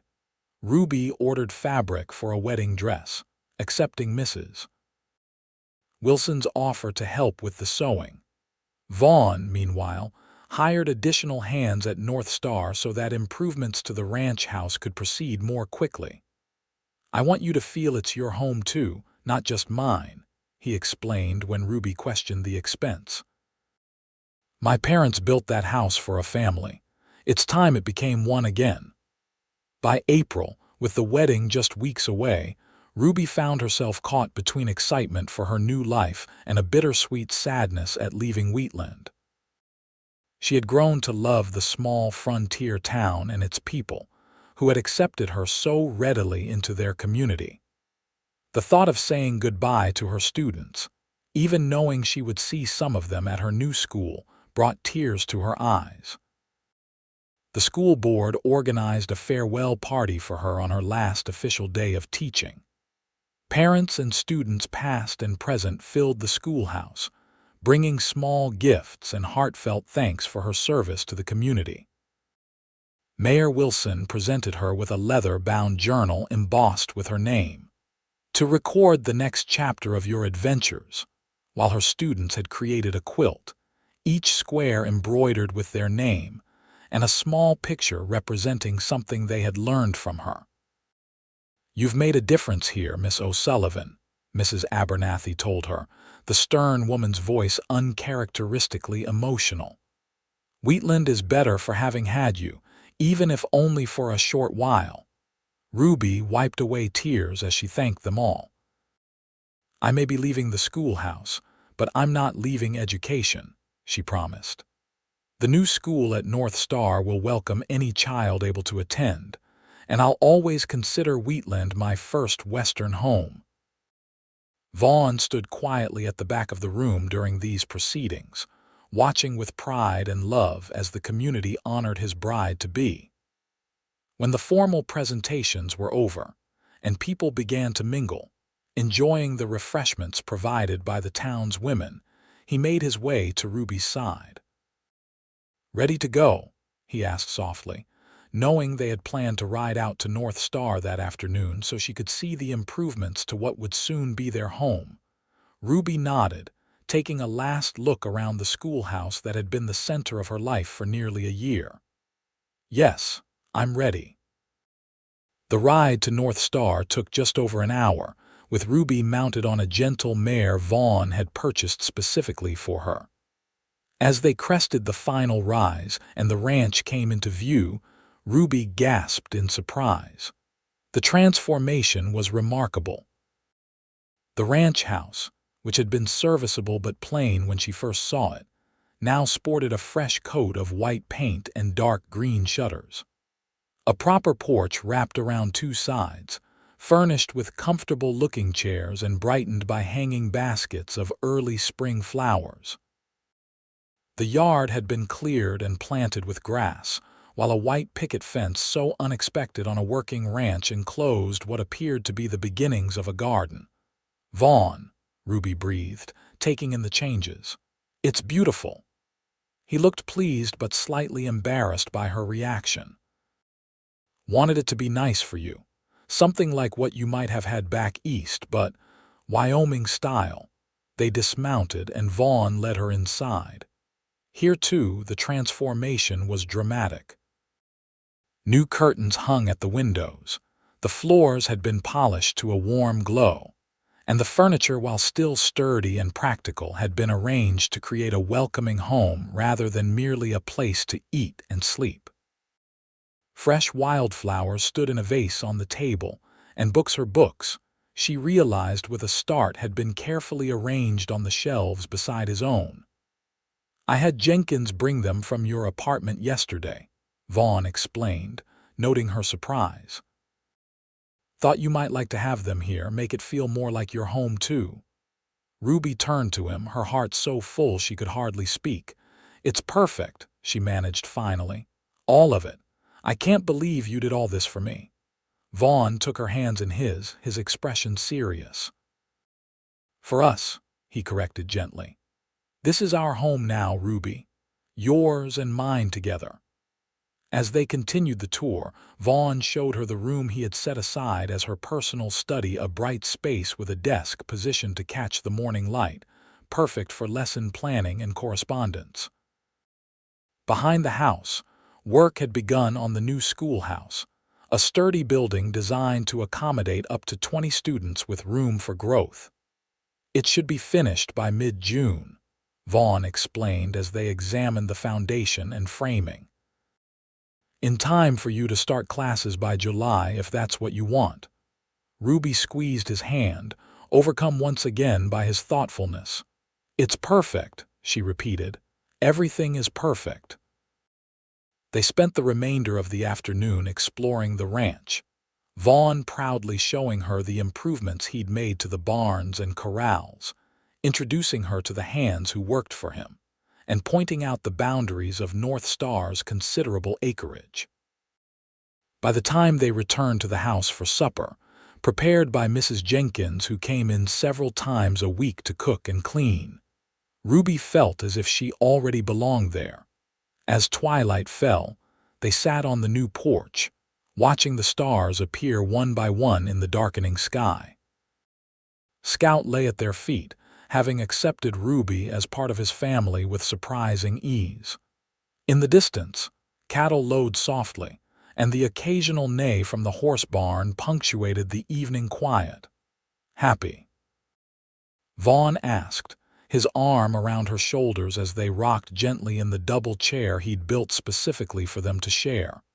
Ruby leaned her head against him, contentment filling her. "Very. I can't imagine being anywhere else but here with you." He pressed a kiss to her temple. "2 more weeks," he murmured. 2 more weeks and you'll be Mrs. Newcombe, and this will be your home every day, not just for visits." Ruby smiled at the thought. "I can hardly wait." Their wedding day dawned clear and mild, with a gentle breeze carrying the scent of prairie flowers. Ruby dressed in her rooms above the schoolhouse for the last time, assisted by Eliza Matthews and Mrs. Wilson.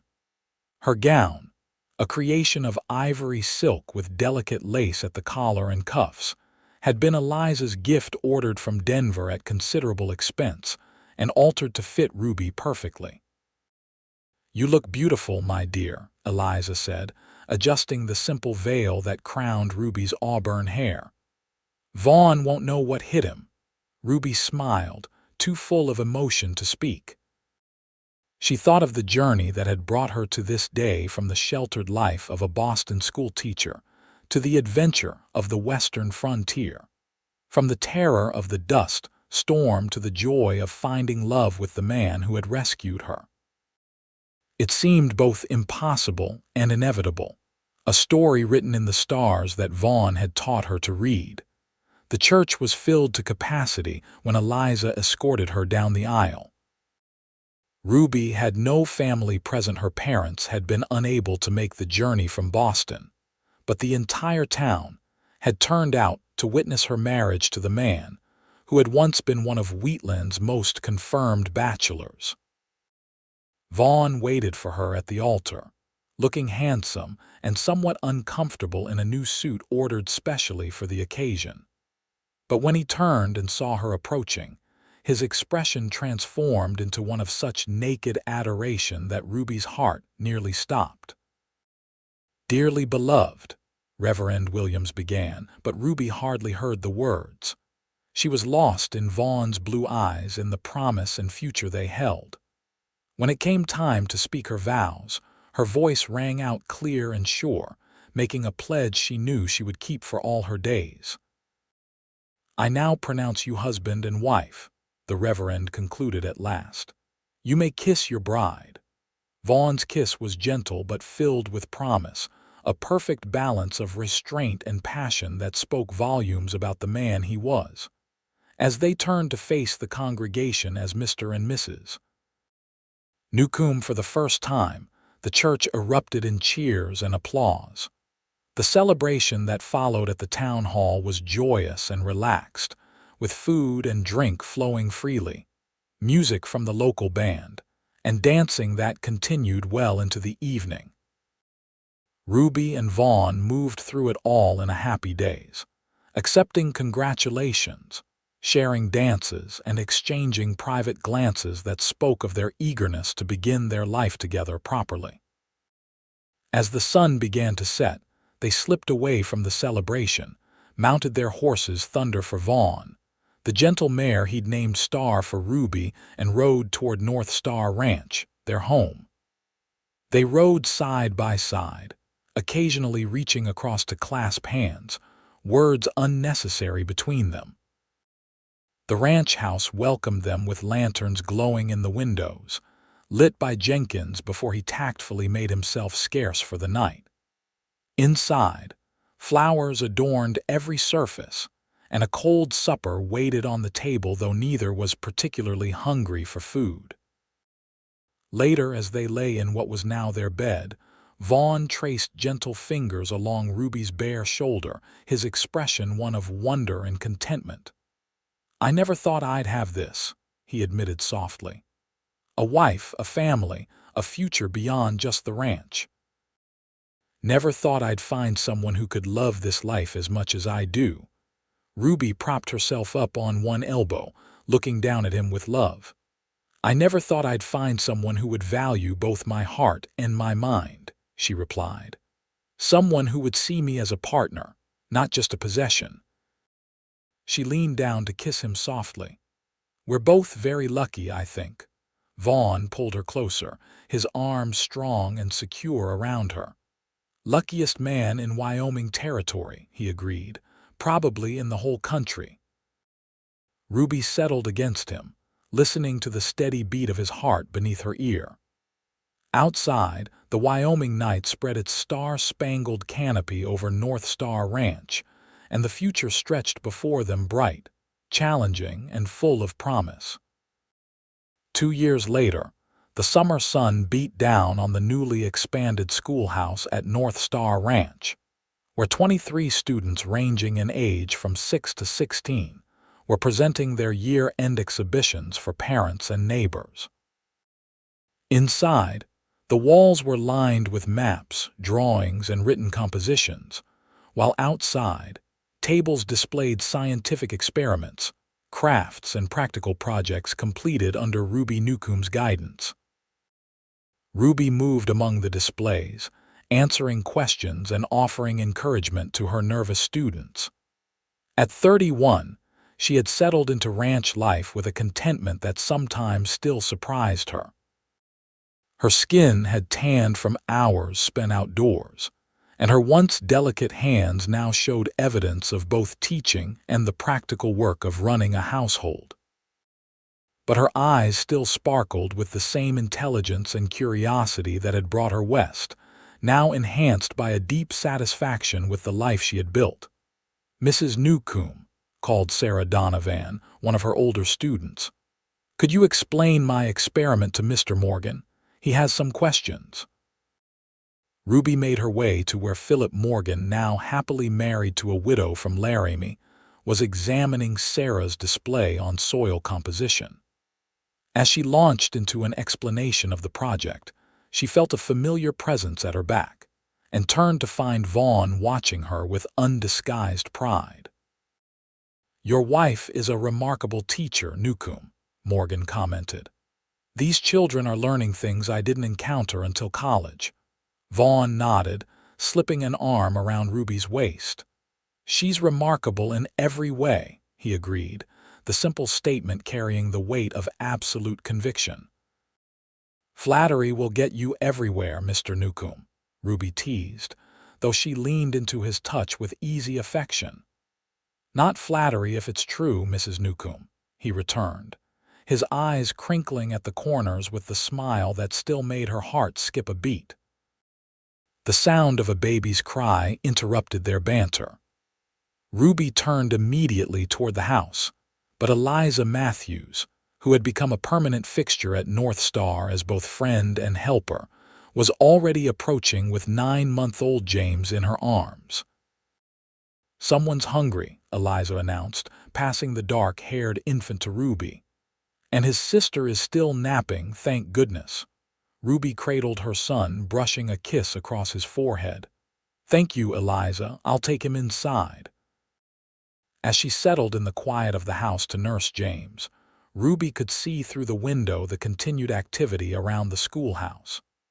Vaughn had taken over her duties, moving among the guests with a confidence he never would have shown 2 years ago. Watching him, she marveled at how far they had both come since that fateful dust storm.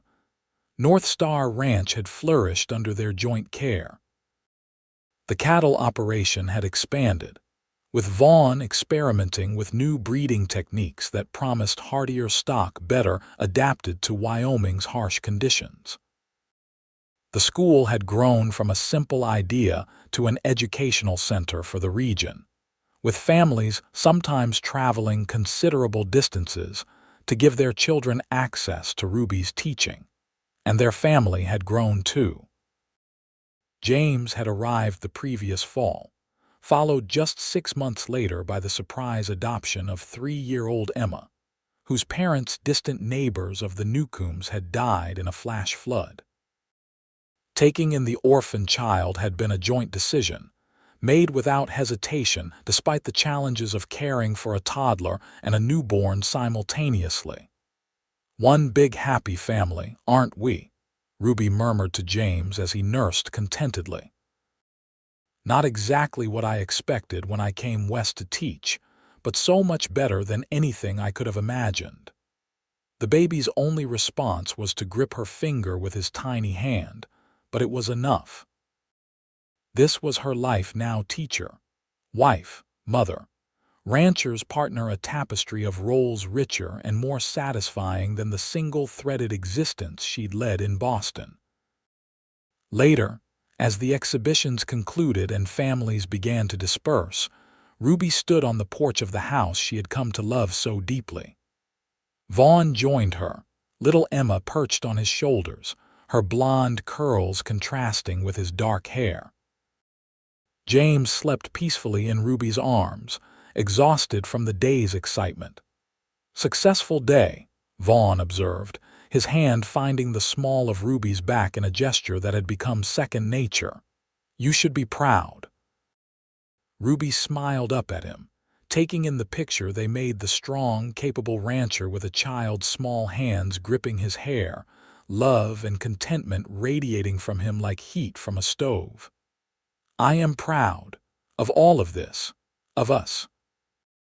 As the summer twilight gathered around North Star Ranch, Ruby reflected on the journey that had brought her here from lost and coughing in a dust storm to found and flourishing in the love of the man who had led her to safety. Some might call it chance that Vaughn had spotted her from his window that day. Ruby preferred to think of it as destiny. "What are you thinking about?" Vaughn asked, noticing her pensive expression. Ruby smiled, leaning into his strong presence beside her. "Just that sometimes. Getting lost is the only way to find where you truly belong." Vaughn nodded, understanding as he always did. Together, they watched the last of the sun's rays paint the Wyoming sky in shades of gold and purple. Standing at the center of the life, they had built a life neither had imagined, but both had come to treasure beyond measure. From dust storm to destiny, from strangers to soulmates, their story had unfolded across the wild Wyoming frontier, a testament to the power of courage, compassion, and love to transform lives and create something beautiful and lasting in even the harshest landscape.